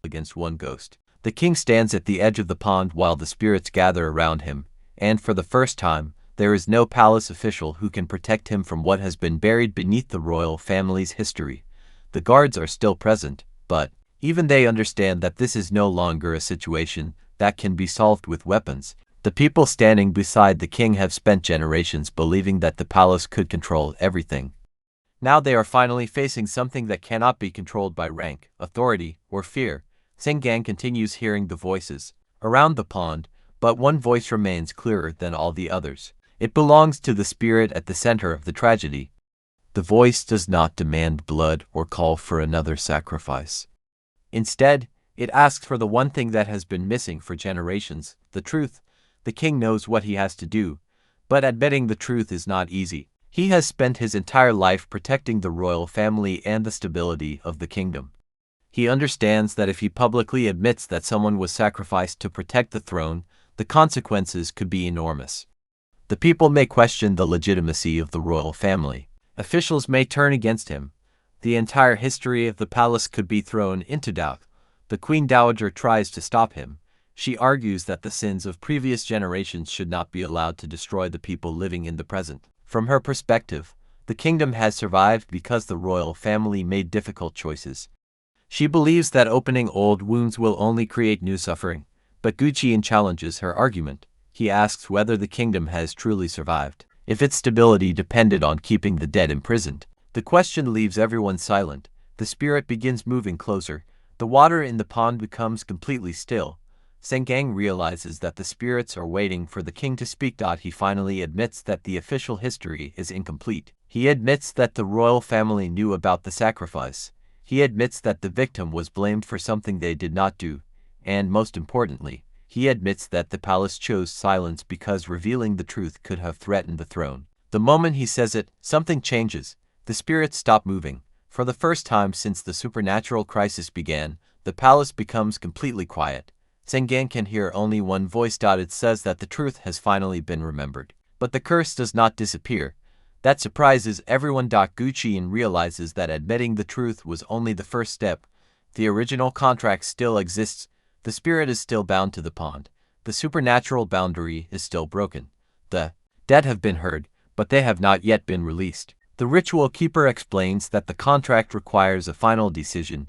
Either the royal family must accept the original agreement and restore the boundary, or the connection between the living and the dead must be broken completely. Neither choice is without consequences. If they restore the boundary, the spirits will remain trapped.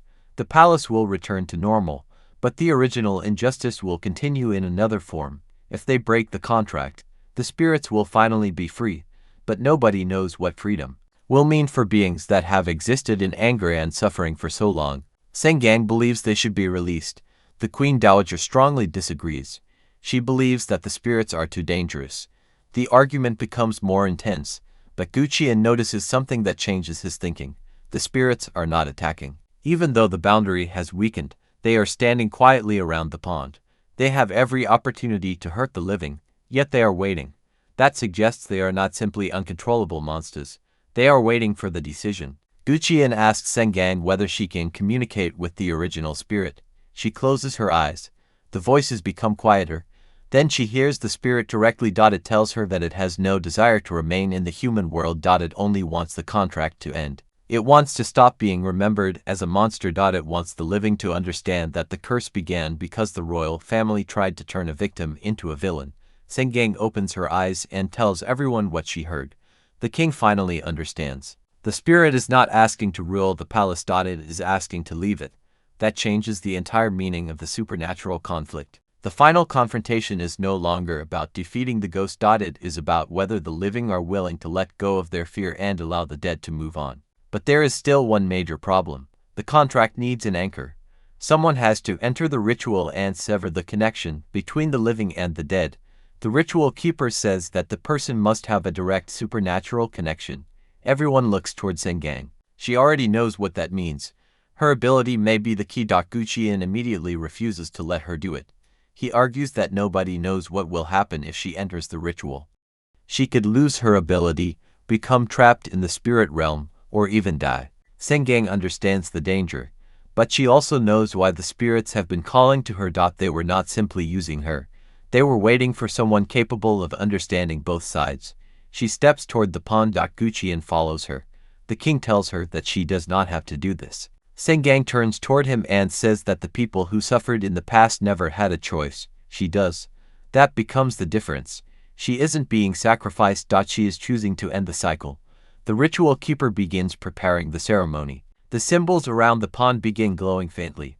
The air becomes colder. The spirits slowly move closer. Saeng-gang enters the center of the ritual. Immediately, the voices become overwhelming. She hears everyone, every person who suffered, every person who was silenced, every person who died carrying the weight of the secret. For a moment, it seems impossible for her to separate one voice from another. Then Gu-cheon's voice reaches her. He tells her to focus on him. She does. His voice becomes an anchor. The supernatural world begins shifting around her. She sees the palace as it existed generations ago. She sees the original victim. She sees the people who betrayed them. And she sees the person who tried to stop the sacrifice. This time, she finally understands what happened after the tragedy. The person who tried to save the victim carried the guilt for the rest of their life. They became the first keeper of the boundary, but they never wanted the spirit to remain imprisoned. They wanted to find a way to release it. The problem was that they were afraid of what would happen if they failed. So they continued maintaining the ritual, believing that one day someone would come along who could finish what they started. That person was Saeng-gang. The revelation gives her a new understanding of her ability. She wasn't born to become another victim. She was born into a connection that could finally be broken, but breaking it requires her to confront the spirit directly. She finds herself standing in front of the original victim. For the first time, there is no distortion. No monstrous appearance, no terrifying shadow, just a person who looks exhausted. Saeng-gang asks what they want. The answer is simple. They want to go home, not to the palace, not to the living world. They want to leave the place where they were trapped. Saeng-gang tells them that the truth has finally been spoken. The victim asks whether the king truly admitted it. She says yes. The spirit becomes quiet. Then it asks one final question. Will the living remember? Saeng-gang promises that they will. The spirit slowly reaches toward her. The moment they touch, Saeng-gang experiences the final memory. The victim's death, the fear. The betrayal, the ritual. And then something unexpected. A person from the royal family secretly returned to the pond after everyone else had left. They were crying. They regretted what had happened. They wanted to undo it, but they were too afraid. Instead, they left behind a personal object as a sign that someone remembered. That object eventually became part of the ritual. Saeng-gang realizes that even among the people who participated in the tragedy, there was someone who carried guilt. The past was not completely forgotten. It was simply never spoken. The memory ends. Saeng-gang returns to the ritual. She understands what she has to do. She reaches toward the symbol connecting the living world to the spirit realm. Gu-cheon watches helplessly. The boundary begins collapsing. The spirits surrounding the pond start disappearing one by one.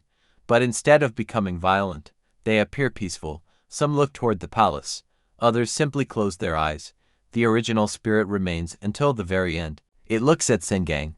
Then it turns toward the king. For a moment, the king lowers his head. Not as a ruler, not as the representative of the royal family, but as a person acknowledging the suffering caused by those who came before him. The spirit finally disappears. The pond becomes still. The supernatural pressure disappears from the palace. But Saeng-gang does not move. Gu-cheon runs toward her. She is unconscious. He calls her name. Nothing happens. For the first time, the person who has always seemed capable of surviving anything looks genuinely afraid. The ritual keeper tells him to wait. The connection is still breaking. The boundary has not completely closed. Seconds pass. Then Saeng-gang finally opens her eyes. She looks at Gu-cheon, but something is different. She cannot hear the voices anymore. Her ability is gone. At first, she doesn't know how to feel about it. For years, hearing the dead was part of her identity. It isolated her. It frightened her. But it also gave her a purpose. Now there is only silence. Gu-cheon asks whether she is okay. She listens. She listens. The silence that follows the collapse of the curse feels almost unfamiliar. For generations, the East Palace has been connected to fear, secrets, and a supernatural force that refused to disappear. Now the pond is still, the spirits are gone, and Saeng-gang can finally experience something she has never truly had before: silence. But peace does not automatically erase what happened. The palace still carries the consequences of the truth that has finally been exposed. People who spent their entire lives believing one version of history now have to accept another. The royal family can no longer pretend that the old tragedy was simply an unfortunate event from the distant past. It was a decision made by people, followed by generations of silence. The king is one of the first people forced to deal with this reality. He orders the surviving records to be preserved rather than destroyed. For the first time, the history surrounding the pond is going to be documented honestly. The names of the victims will not be erased, and the person who was blamed for the tragedy will no longer be remembered as the cause of it. This decision may seem small compared with everything that happened, but it carries enormous meaning. The royal family spent generations trying to control the story. Now the king is choosing to let the story exist. The Queen Dowager struggles with this decision. She still believes that protecting the stability of the kingdom should come first, and she fears that exposing the past will create political consequences. But even she cannot deny what happened at the pond. The spirits are gone, the palace is quiet, and the old method of hiding the truth clearly failed. Her resistance therefore becomes less about denying the past and more about understanding what the kingdom should do with it. Gu-cheon, meanwhile, is not celebrating. His attention remains fixed on his own supernatural ability. Saeng-gang has lost the connection that allowed her to hear the dead, but Gu-cheon's connection to the spirit realm remains. In fact, he feels something different after the ritual. It is almost as if a door that had previously been half closed is now slightly more open. That worries him. He has spent years learning how to control his ability, but the events at the East Palace have shown him that the supernatural world is much larger than he thought. The pond spirit was connected to a specific tragedy. The ritual created a boundary, and Saeng-gang's family carried part of that connection. But what about other spirits? What about other places where similar agreements may have been made? The possibility is difficult to ignore. Gu-cheon begins wondering whether the royal family was the only group that ever attempted to control the supernatural world. If other people made similar agreements, there could be other boundaries, and if those boundaries begin weakening, the East Palace may not be an isolated case. Saeng-gang notices that Gu-cheon has become quieter since the ritual. She asks him what he is thinking. At first, he doesn't answer. Then he admits that he can still feel the spirit realm. Saeng-gang is surprised. She had assumed that ending the contract would close the connection for everyone. Gu-cheon tells her that her connection was different. Her ability came through the ritual. His existed independently. That means the end of the curse has not changed what he is. For the first time, Gu-cheon has to consider what his life will look like without Saeng-gang sharing the same supernatural burden. Their relationship has changed again. Saeng-gang can finally live without the voices. Gu-cheon cannot. That difference creates a quiet emotional distance between them, not because they no longer trust each other, but because their experiences are no longer the same. Saeng-gang begins adjusting to ordinary life. At first, she finds the silence strange. She can walk through a room without hearing whispers. She can sleep without being awakened by voices. She can visit places connected to death without feeling another presence nearby. It should be comforting, and it is, but sometimes she misses the ability. Not because she wants the fear back, but because she knows there are still people whose stories may never be heard. She wonders whether losing her ability means losing a part of herself. Gu-cheon reminds her that her ability was never what made her who she was. Her choices did. She didn't need supernatural powers to help the dead. She helped because she cared. That conversation gives Saeng-gang a new perspective. For the first time, she can imagine a life where she is not defined by what she can hear. The palace also begins changing. The areas that were once avoided because of supernatural rumors are gradually reopened. Servants return to their normal duties. Guards stop watching the corridors every night. People begin laughing again, but the pond remains untouched. The king orders that it be preserved as a memorial rather than destroyed.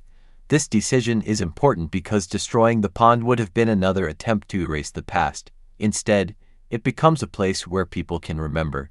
The ritual keeper leaves the palace after completing their final duty. For generations, their family carried the responsibility of maintaining the boundary. Now that the curse has ended, that burden is finally gone. Before leaving, the keeper speaks with Gu-cheon.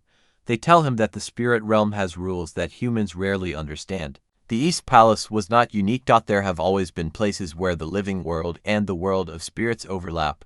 Most people never notice, but people like Gu-cheon can. The keeper warns him that his ability will attract things that ordinary people never encounter. Some spirits will want his help. Others may see him as a threat, and some may try to use him. Gu-cheon asks whether there is a way to stop his ability. The keeper says no. The ability is part of him. The only thing he can control is how he chooses to use it. That answer stays with Gu-cheon. He realizes that the East Palace did not give him his purpose. It simply showed him what his purpose could become. He can continue ignoring the spirit world and try to live normally, or he can use his ability to help people who cannot cross that boundary on their own. Saeng-gang encourages him to choose for himself rather than allowing fear to make the decision. Their conversation becomes one of the quieter emotional moments in the story. Neither of them knows what the future will look like, but they know they have changed. At the beginning of the story, Gu-cheon treated his ability almost like a weapon. Saeng-gang treated hers like a burden. By the end, both have developed different understanding. Supernatural abilities are not automatically gifts or curses.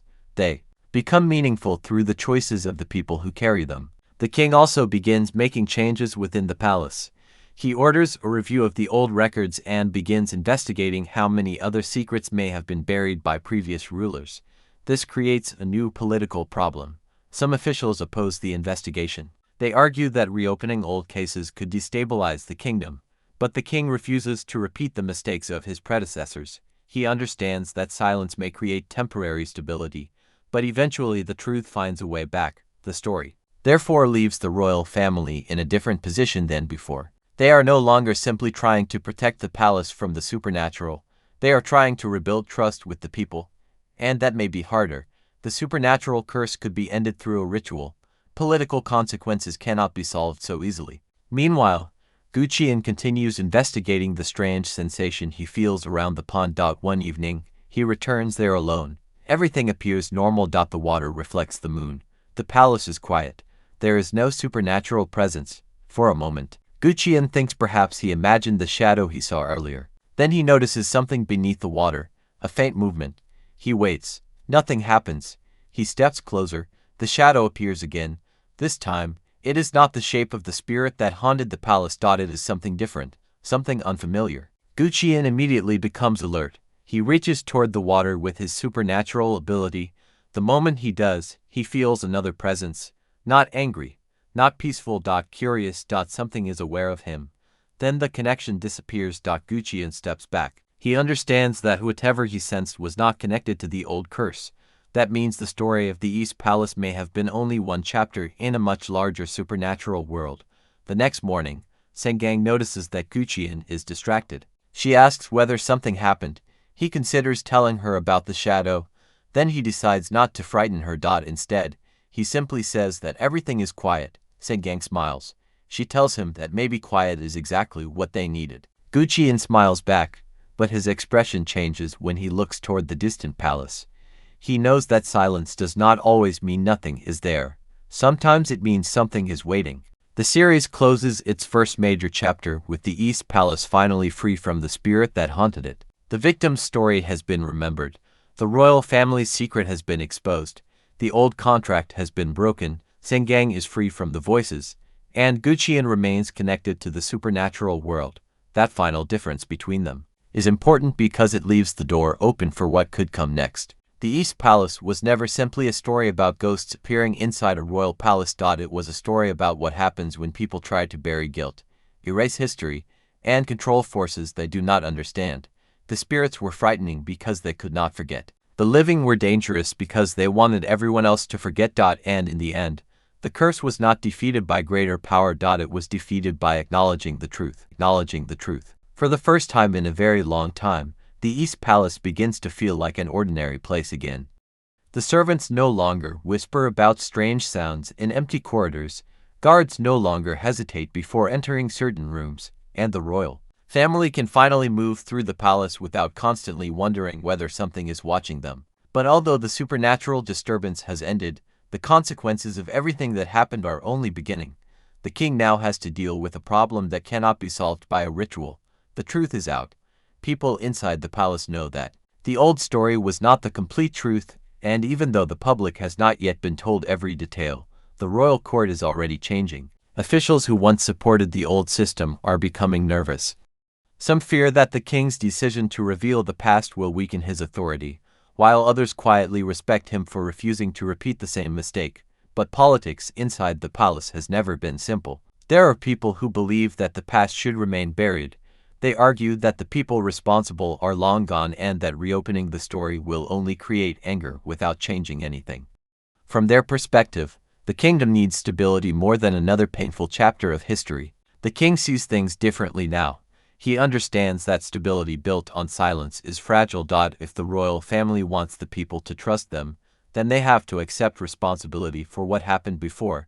That does not mean the king can personally undo the decisions of previous generations, but he can decide whether the same pattern continues. That decision begins affecting the way he rules.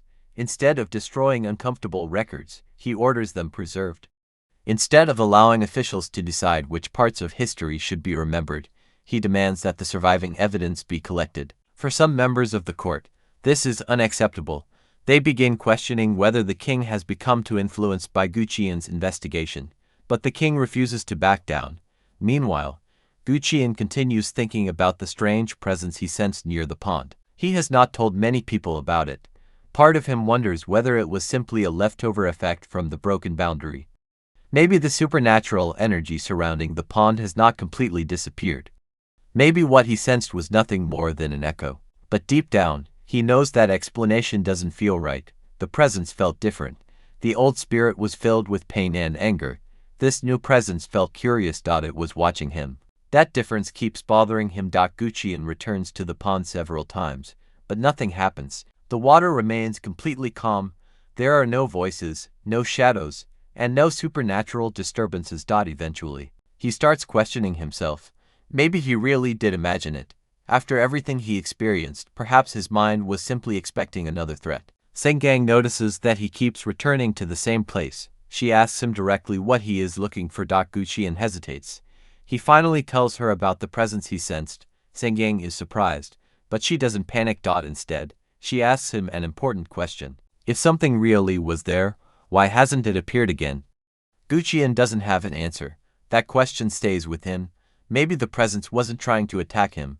Maybe it was simply observing, or perhaps it was waiting for something. Saeng-gang suggests that he should not assume every supernatural presence is dangerous. That idea is difficult for Gu-cheon to accept. His experiences have taught him that the supernatural world can be unpredictable. But Saeng-gang has learned something different from her own experience. Not every spirit is an enemy. The spirit they encountered was frightening, but its anger came from suffering. Once that suffering was acknowledged, the danger disappeared. Maybe the same principle applies to other spirits. Gu-cheon begins to consider that his ability may not exist simply so he can fight supernatural creatures. Perhaps his real role is to understand them. That thought changes how he approaches his own power. Instead of treating every unusual presence as something to eliminate, he starts observing first. Listening. Waiting. Trying to understand. This is a major change from the person we saw earlier. Gu-cheon has always been confident because he knows how to survive in the spirit realm. But confidence without understanding can become arrogance. The East Palace has taught him that even the most dangerous spirit may have a reason for appearing. His next challenge may require patience rather than strength. Saeng-gang also begins rebuilding her life. Without the voices, ordinary experiences become surprisingly meaningful. She can walk through crowded places without hearing dozens of people who aren't there. She can sleep through the night. She can sit quietly without wondering whether someone is standing behind her. At first, the silence feels strange. Eventually, it becomes comforting. But there are moments when she misses her ability. Not the fear, not the isolation, but the feeling that she could help someone whose story had been forgotten. She starts wondering whether losing her ability means she has lost her connection to that purpose. Gu-cheon tells her something that changes her perspective. He reminds her that the most important thing she did was not hearing the dead. It was believing them. Anyone can hear a voice. It takes courage to listen to what that voice is saying. Saeng-gang realizes that her role in the story was never about possessing a supernatural power. It was about choosing compassion when everyone else had chosen silence. That realization helps her move forward. She begins considering what she wants to do with her life now. For so long, her ability controlled her decisions. Now she finally has the freedom to choose for herself. The relationship between her and Gu-cheon also becomes quieter. They no longer need to constantly discuss ghosts or supernatural dangers. Sometimes they simply talk. Sometimes they sit together without saying anything. There is a sense that both of them are trying to understand what their lives look like after everything they survived. But Gu-cheon's connection to the spirit realm prevents him from completely returning to ordinary life. The ritual keeper's warning continues to stay in his mind. There are other places. Other boundaries, other stories, and if his ability allows him to cross between worlds, then eventually he may encounter another spirit that needs help. That possibility both excites and frightens him. For the first time, he begins thinking about what he could become. Not a warrior, not a hunter, not someone who simply destroys spirits, perhaps someone who helps resolve the conflicts between the living and the dead. The idea sounds almost impossible, but after everything that happened at the East Palace, impossible things no longer seem quite so impossible. Then something unexpected happens. A message arrives at the palace. It is an old document from another region. The king initially assumes it is a political report, but the contents are unusual. The document describes strange deaths surrounding an abandoned shrine. Several people claim to have seen a figure appearing near the shrine at night. The local officials have dismissed the reports as superstition. But one sentence catches Gu-cheon's attention. The report mentions a boundary between the living and the dead. Gu-cheon immediately becomes serious. He asks where the document came from. The answer gives him another reason for concern. The shrine is located far from the East Palace. There should be no connection. Yet the description is remarkably similar to the old ritual surrounding the pond. Symbols. A spiritual boundary. A group of people trying to maintain it. And a history that has never been properly recorded. Gu-cheon asks whether anyone has investigated the shrine. The answer is no. The local authorities don't believe the reports. The king looks at Gu-cheon. Neither of them says anything for a moment. They both understand what this could mean. The East Palace may not have been an isolated incident. The supernatural agreements created in the past may exist in other parts of the kingdom, and if those boundaries are weakening, the problem could eventually become much larger. Gu-cheon wants to investigate, but this time, he doesn't immediately rush toward danger. He thinks about Saeng-gang. She no longer has her ability. He wonders whether he should leave her behind and face the situation alone. Saeng-gang knows exactly what he is thinking.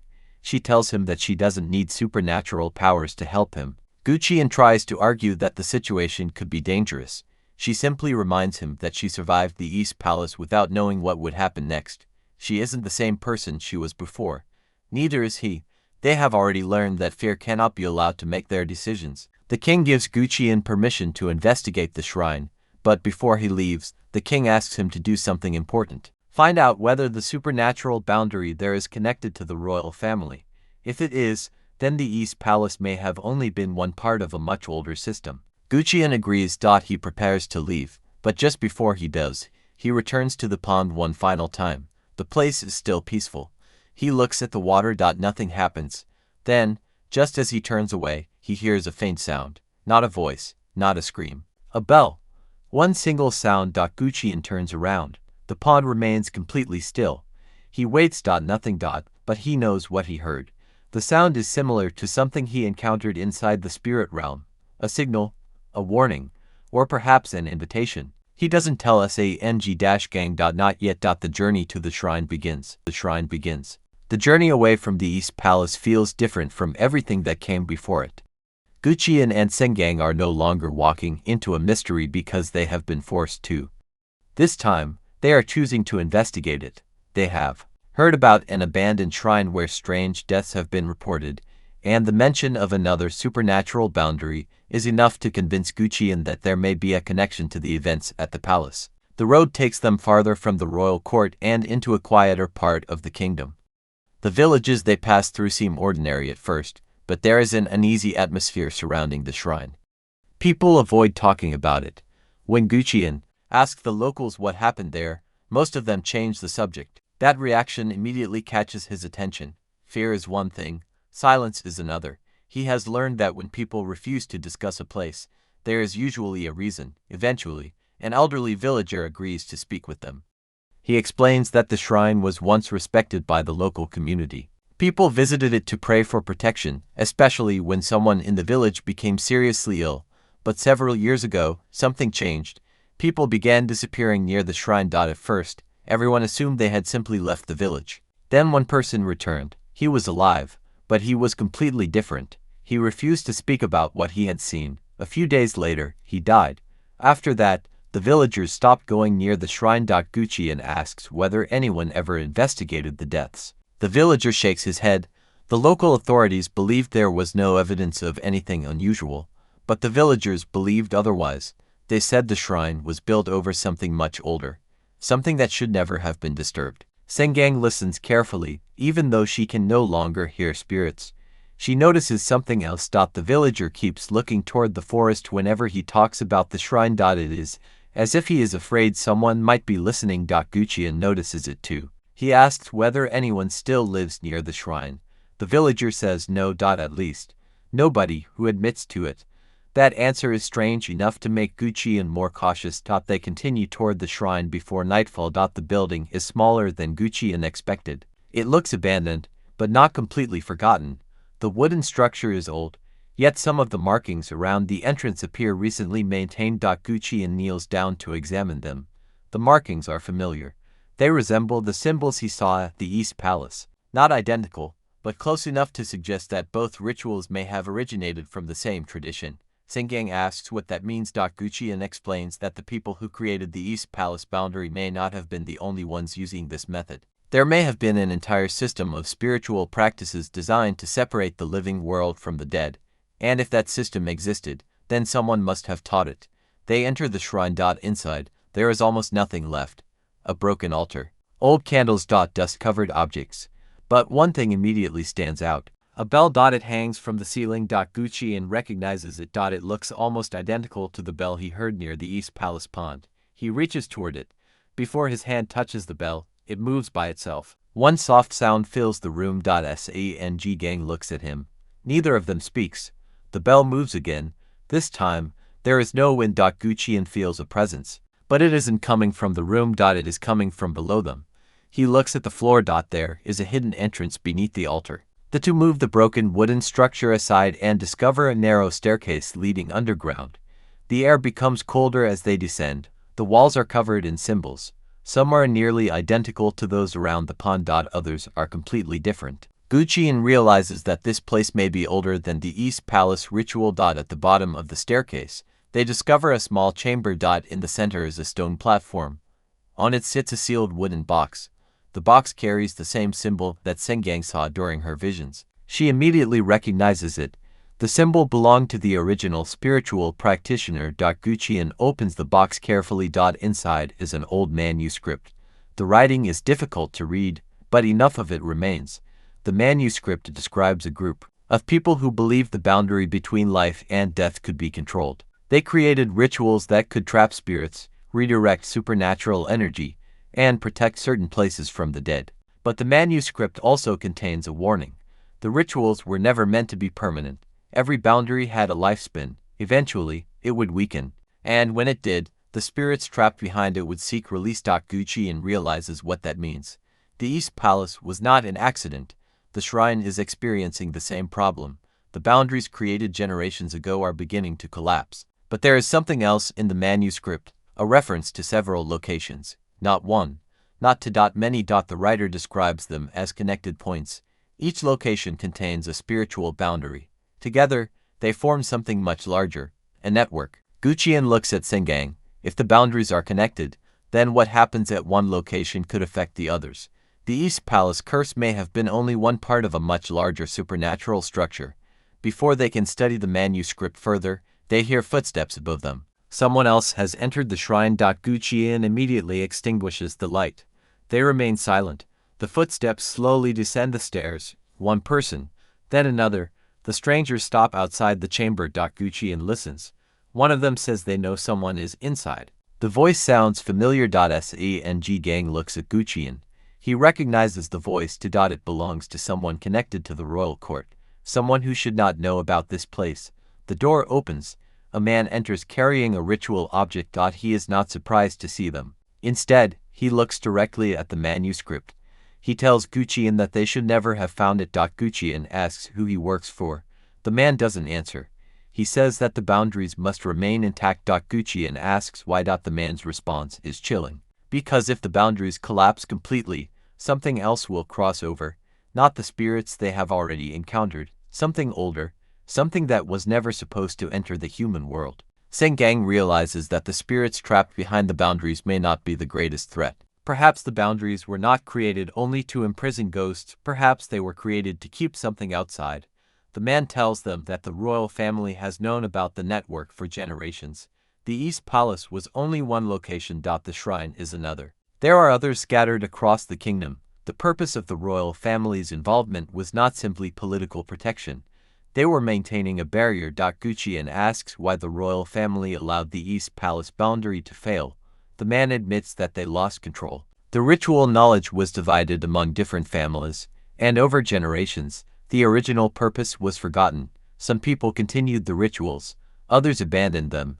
Some even began using the supernatural boundaries for their own purposes. The man looks toward Saeng-gang. He says that her family has a special connection to the network. Her ability was never limited to one spirit. She was capable of sensing the entire boundary system. Saeng-gang is stunned. She thought her ability had ended when the East Palace curse was broken. Now she realizes that perhaps it was only one part of something much larger. Gu-cheon becomes suspicious. He asks how the man knows so much about her. The man refuses to answer. Instead, he tells them that the East Palace ritual should never have been broken. Gu-cheon disagrees. The spirit had been trapped unfairly. The man says he understands that. But freeing one spirit may have weakened the entire network. That possibility forces Gu-cheon to reconsider everything. Maybe ending the East Palace curse solved one injustice but created another problem. Maybe the boundary network depended on each individual ritual. If one was broken, the others became weaker. And now the shrine may be close to collapse. The man gives them one final warning. If they want to understand what is happening, they need to find the other locations before someone else does. Because there are people searching for them. People who want the boundaries destroyed. Not to free the dead, but to reach whatever has been kept outside. Gu-cheon asks what that thing is. For the first time, the man's confidence disappears. He says he doesn't know. Nobody does.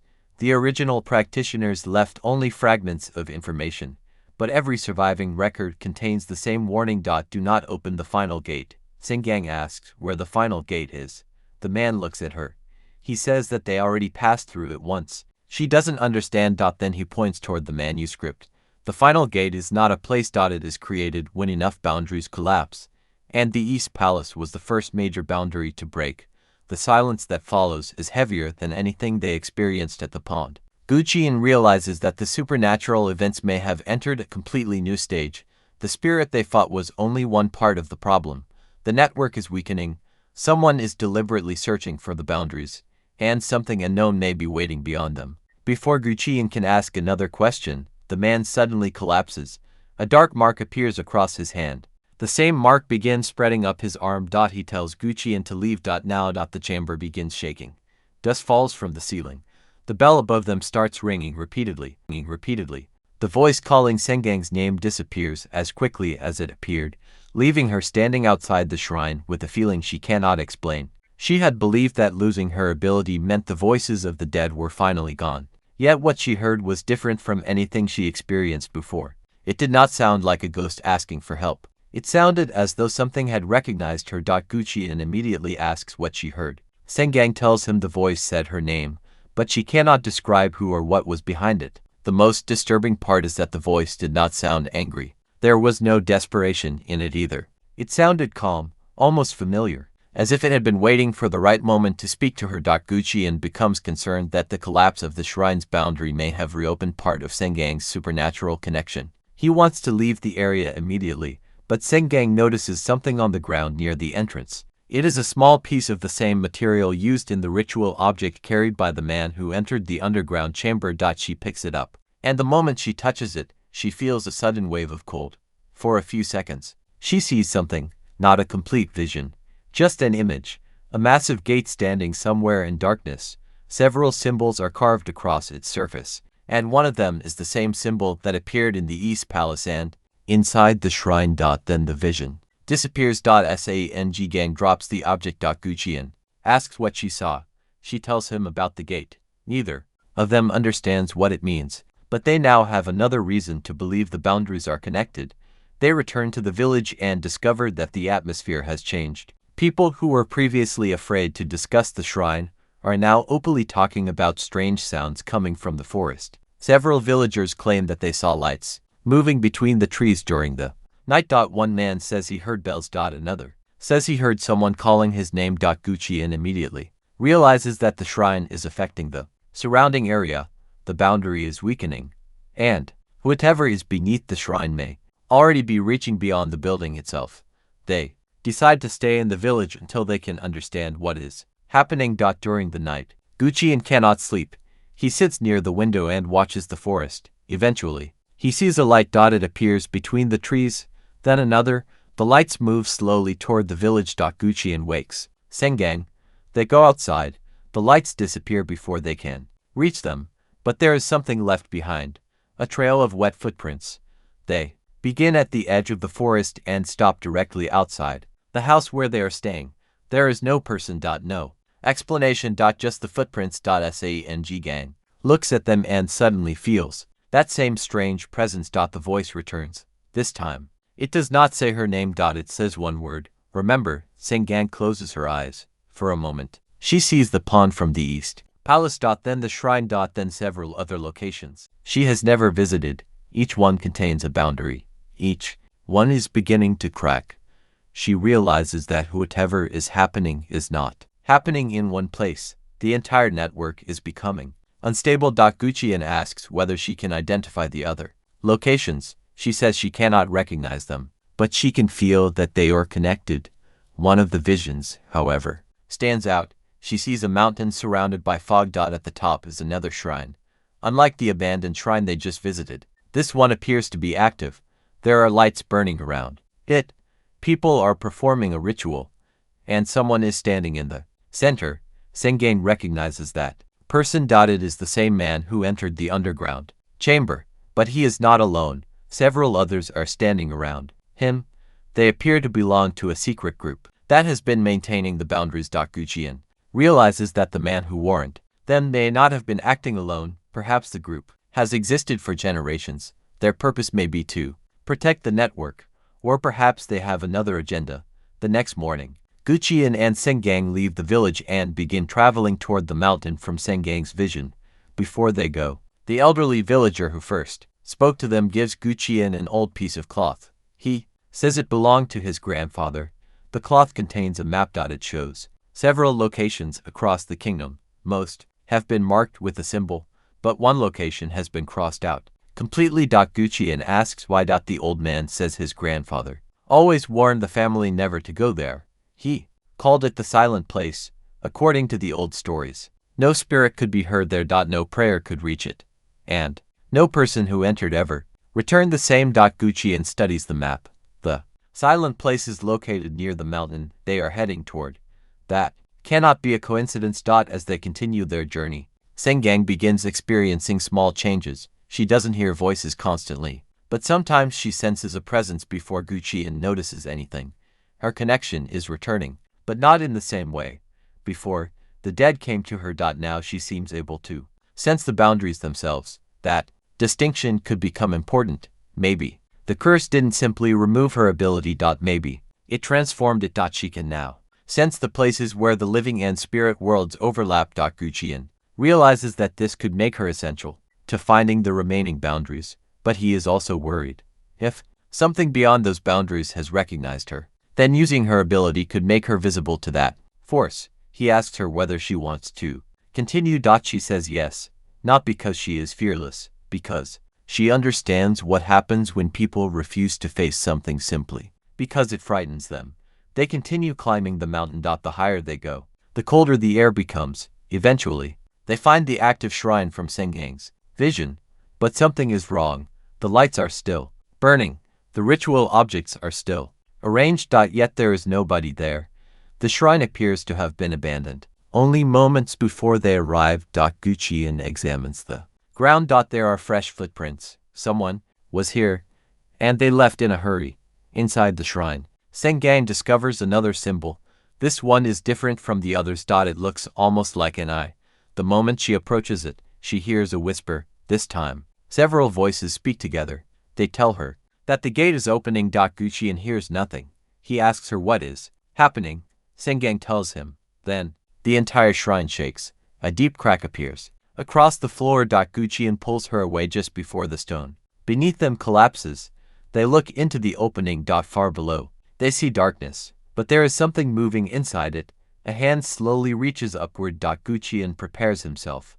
Then the hand stops. It does not attack. Instead, it places something on the edge of the opening. A small wooden object. Saeng-gang recognizes it immediately. It is the same kind of object that belonged to the victim at the East Palace, but this one is much older. Gu-cheon realizes what that means. The supernatural network may have existed long before the royal family created the East Palace boundary. The tragedy they witnessed was not the beginning. It was part of a much older history. Before they can investigate further, the hand disappears into the darkness. The crack begins closing. The object remains. Saeng-gang picks it up. A vision immediately takes hold of her. She sees people standing around a massive gate. They are not royal officials. They are ancient spiritual practitioners. They are performing a ritual, but they aren't trapping a spirit. They are sealing something away. Something enormous. Something that does not belong in the human world. The vision ends with one final image. A person standing outside the ritual circle.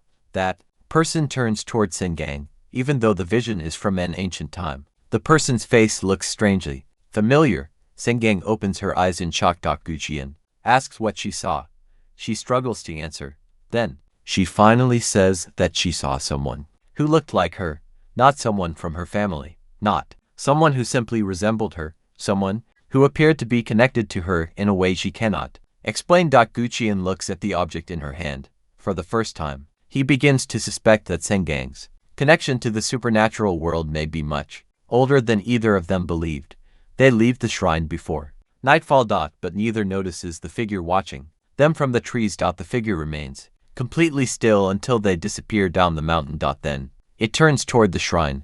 The person removes a small object from their clothing. It carries the same symbol as the mysterious gate. A voice comes from the darkness. The girl has awakened. The figure answers that she has. Another voice asks whether the gate should be opened. The figure remains silent for several seconds. Then comes the response, not yet. The figure looks toward the direction where Saeng-gang disappeared. She must remember first, and far beneath the mountain, something begins to move again. The voice calling Saeng-gang's name disappears as quickly as it appeared, leaving her standing outside the shrine with a feeling she cannot explain. She had believed that losing her ability meant the voices of the dead were finally gone. Yet what she heard was different from anything she experienced before. It did not sound like a ghost asking for help. It sounded as though something had recognized her. Gu-cheon immediately asks what she heard. Saeng-gang tells him the voice said her name, but she cannot describe who or what was behind it. The most disturbing part is that the voice did not sound angry. There was no desperation in it either. It sounded calm, almost familiar, as if it had been waiting for the right moment to speak to her. Gu-cheon becomes concerned that the collapse of the shrine's boundary may have reopened part of Saeng-gang's supernatural connection. He wants to leave the area immediately, but Saeng-gang notices something on the ground near the entrance. It is a small piece of the same material used in the ritual object carried by the man who entered the underground chamber. She picks it up, and the moment she touches it, she feels a sudden wave of cold. For a few seconds, she sees something, not a complete vision, just an image, a massive gate standing somewhere in darkness. Several symbols are carved across its surface, and one of them is the same symbol that appeared in the East Palace and inside the shrine. Then the vision disappears. Saeng-gang drops the object. Gu-cheon asks what she saw. She tells him about the gate. Neither of them understands what it means, but they now have another reason to believe the boundaries are connected. They return to the village and discover that the atmosphere has changed. People who were previously afraid to discuss the shrine are now openly talking about strange sounds coming from the forest. Several villagers claim that they saw lights moving between the trees during the night. One man says he heard bells. Another says he heard someone calling his name. Gu-cheon immediately realizes that the shrine is affecting the surrounding area. The boundary is weakening, and whatever is beneath the shrine may already be reaching beyond the building itself. They decide to stay in the village until they can understand what is happening. During the night, Gu-cheon cannot sleep. He sits near the window and watches the forest. Eventually, he sees a light. It appears between the trees, then another.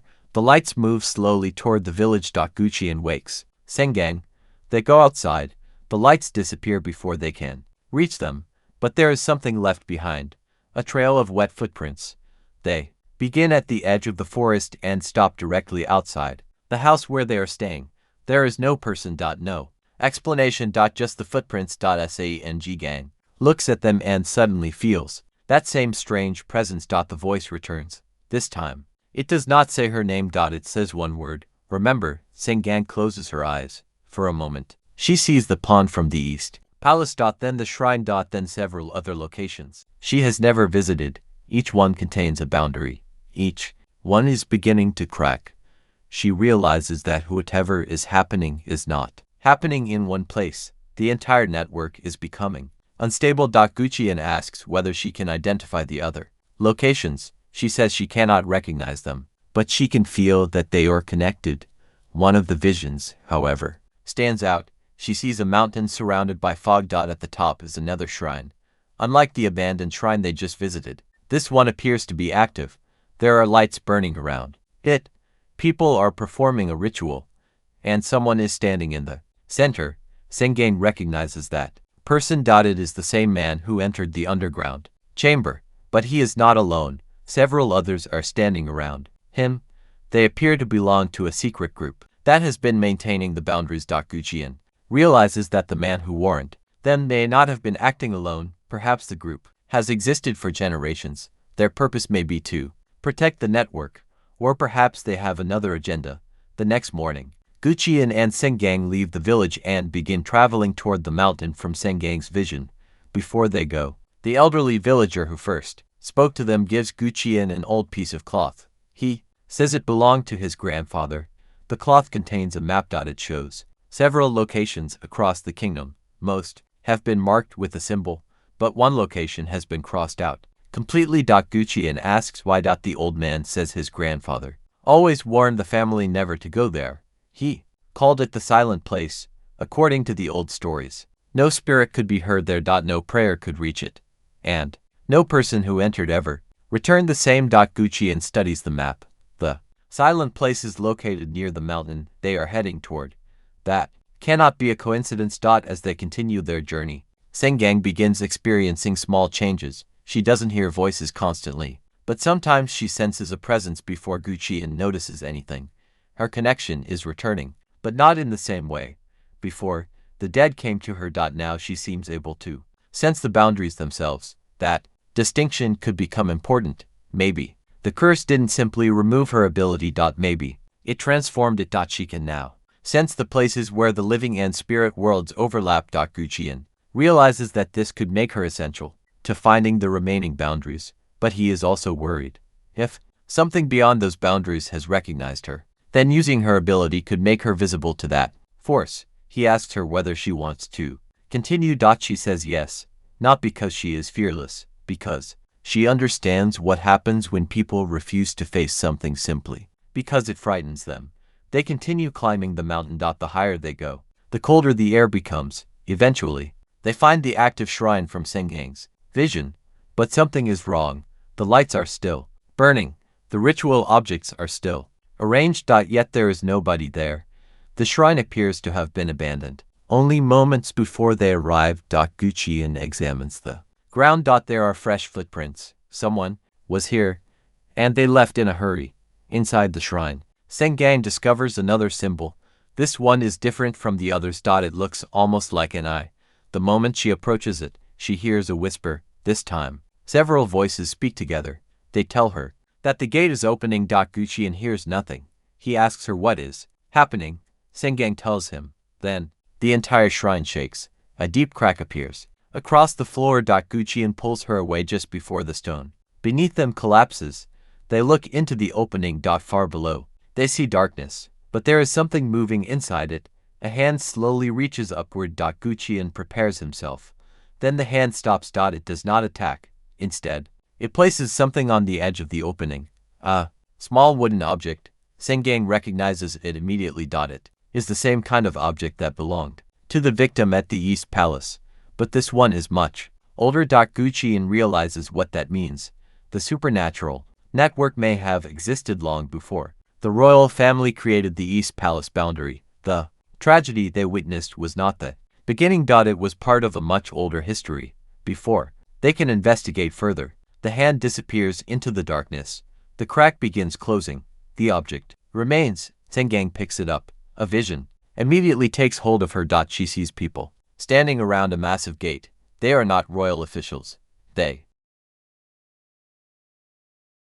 are ancient spiritual practitioners. They are performing a ritual, but they aren't trapping a spirit.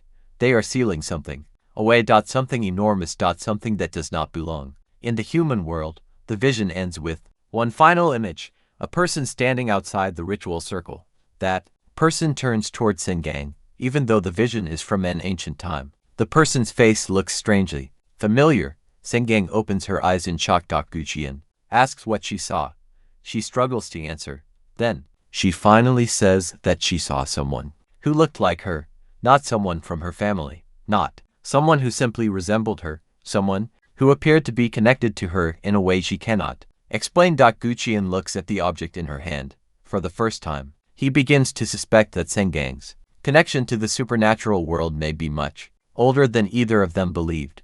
They leave the shrine before nightfall. But neither notices the figure watching them from the trees. The figure remains completely still until they disappear down the mountain. Then, it turns toward the shrine. The person removes a small object from their clothing. It carries the same symbol as the mysterious gate. A voice comes from the darkness. The girl has awakened. The figure answers that she has. Another voice asks whether the gate should be opened. The figure remains silent for several seconds. Then comes the response, not yet. The figure looks toward the direction where Saeng-gang disappeared. She must remember first. And far beneath the mountain, something begins to move again. The ritual circle beneath the East Palace begins glowing brighter, and for the first time, Gu-cheon understands that the people behind this plan have been preparing for this moment long before he and Saeng-gang ever discovered the old shrine. Everything they have encountered, the weakened boundaries, the missing records, the strange voices, and the mysterious symbols, has been leading toward this moment. Saeng-gang stands at the center of the chamber, staring at the figure across from her. The person who appeared from the ritual circle doesn't look frightened at all. They look almost relieved. They tell Saeng-gang that she has finally remembered who she is, but Saeng-gang refuses to accept the idea that her identity was decided by an ancient ritual. She asks what they actually want from her. The answer is simple. They want her to open the gate. Gu-cheon immediately steps between them.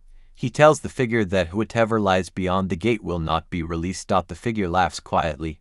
They explain that Gu-cheon still doesn't understand what the gate is. According to them, the ancient practitioners didn't create the gate to imprison one creature.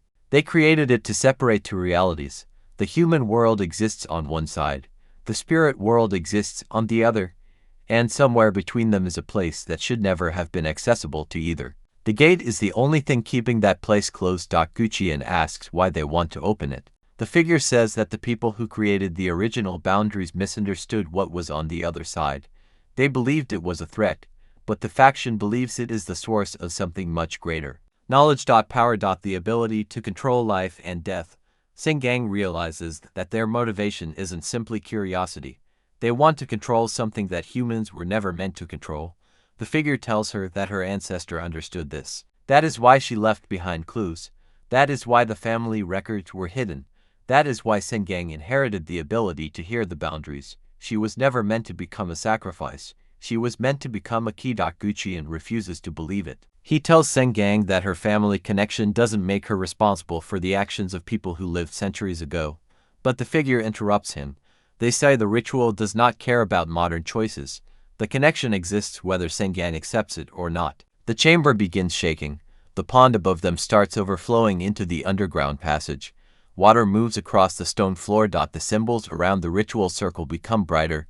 Saeng-gang suddenly feels dozens of presences around her. Some are familiar, others are completely unknown. She hears the voices of the spirits connected to the boundaries. They are warning her. The gate must not open. But another voice rises above them. It tells her that the gate is already opening. Saeng-gang looks toward the floor. A thin crack appears through the center of the ritual circle. Darkness begins spreading through. Gu-cheon pulls her away. The mysterious figure tells him that it is too late. The ritual has already begun. Then the figure disappears. Gu-cheon looks around. There is no sign of where they went. Only the ritual object remains on the floor. Saeng-gang picks it up. The moment she touches it, she experiences another vision. She sees her ancestor standing before the original gate. The ancient practitioners are gathered around her. They are arguing. Some want to destroy the gate, others want to use it. Her ancestor is the only person trying to stop both sides. She tells them that the gate was never created to give humanity access to another world. It was created because something had already crossed over. Something dangerous. The practitioners ask what it is. She doesn't answer. Instead, she tells them that they must maintain the boundaries forever. The vision shifts, years pass, the practitioners grow old. Their descendants take over. The knowledge begins disappearing. The gate remains closed, but then Saeng-gang sees something unexpected. One of the descendants secretly approaches the gate. They place their hand against it. A voice speaks from the other side. The descendant listens. Then they begin smiling. The vision ends. Saeng-gang opens her eyes. She understands that the faction trying to open the gate did not discover the idea recently. Someone has been communicating with the thing beyond the gate for generations. The same influence may have been guiding them all this time. Gu-cheon asks what she saw. She explains everything. The king is nearby now, along with several guards. He has heard enough to understand that the threat is much larger than the original palace curse. He asks Gu-cheon what they should do. Gu-cheon says they need to find the remaining boundaries. If the faction is using the East Palace as one connection point, there must be others. They need to know how many are still active, but Saeng-gang has another idea. She believes the faction doesn't need all the boundaries. They only need one final connection. The one at the silent place, the location marked on the old map. The place where no spirit could be heard. Gu-cheon immediately understands. If every other boundary exists to separate the living world from the spirit world, the silent place may be different. It may be the actual gate. They need to reach it before the faction does. The king orders the royal guards to prepare. But Gu-cheon warns him that ordinary soldiers will not be enough. This is no longer a political conflict. The king agrees. He asks Gu-cheon to take whoever he needs. Saeng-gang stays beside him. They leave the East Palace before anyone can stop them. But as they move through the palace, Gu-cheon notices something disturbing. Several guards are missing. Some doors have been left open. The faction has people inside the royal court. The palace may already be compromised. They hurry toward the main gate. Before they can leave, a group of armed men blocks the path. These aren't ordinary guards. They belong to the secret faction. The leader tells Gu-cheon that he should stop interfering. Gu-cheon asks where their leader is. The man smiles. He says that their leader is already waiting at the silent place. That means they are too late. A fight begins. Gu-cheon moves quickly, but he realizes that these men are trained to fight people with supernatural abilities. They carry ritual objects designed to disrupt spiritual energy. Every strike forces him backward. Saeng-gang tries to help, but she is still learning to control her returning ability. She closes her eyes. Instead of hearing the voices of the dead, she focuses on the boundaries. She senses a line of supernatural energy moving beneath the ground. She realizes the ritual objects are connected to it. She tells Gu-cheon where the energy is strongest. He uses that information to break the connection. The attackers lose their advantage. The fight ends quickly. One of the men survives. Gu-cheon grabs him and demands answers. The man refuses to speak. Then Saeng-gang approaches. She doesn't threaten him. She simply asks why they want to open the gate. The man's expression changes. For a moment, he looks terrified. He says they were promised something. What? A chance to bring back the dead. Saeng-gang realizes that this is how the faction has recruited people. They aren't all power hungry. Some are grieving. Some have lost family members. They believe the gate can give them another chance. But they don't know the price. Gu-cheon asks who made the promise. The man says he never saw the person directly. He only heard a voice from the other side. The same voice Saeng-gang heard earlier. This confirms her fear. The entity behind the gate has been influencing people. The faction believes they are opening the gate for themselves, but they may actually be opening it for something else. Gu-cheon and Saeng-gang leave the palace immediately. The road toward the silent place is long, but they cannot stop. As they travel, Saeng-gang begins experiencing more visions. She sees people who died centuries ago. She sees families protecting different boundaries. She sees rituals being performed across the kingdom, and she sees the same dark presence appearing in every vision. It never attacks. It simply watches. Waiting. Saeng-gang finally realizes that the entity has been present throughout the entire history of the boundary network. Maybe it wasn't sealed away after the boundaries were created. Maybe it was already outside them. The gate may not be keeping the entity trapped. It may be keeping humans away from it. That possibility changes everything. When they finally reach the silent place, the area is completely different from the other locations. There are no birds. No insects. No wind. Even their footsteps sound strangely muted. Saeng-gang tries to use her ability. Nothing happens. For the first time since her connection returned, she cannot sense the spirit world. Gu-cheon looks toward the center of the valley. There is an enormous stone structure standing there. It looks ancient. Older than the East Palace. Older than the royal family. The structure has no door. No entrance. Only a single symbol carved into its surface. Saeng-gang recognizes it. It is the same symbol she saw in her earliest vision. The gate. The mysterious figure appears on the other side of the valley. They are not alone. Several members of the faction stand behind them. The leader tells Saeng-gang that she has arrived exactly as predicted. Gu-cheon asks who made the prediction. The leader doesn't answer. Instead, they place the ritual object against the stone. The symbol begins glowing. Saeng-gang feels something inside her respond. The gate has recognized her. She steps backward. The leader tells her not to be afraid. They say the thing beyond the gate has been waiting for her. Saeng-gang asks why. The leader finally gives her an answer. Because she is the descendant of the person who closed the gate, and only the same bloodline can open it.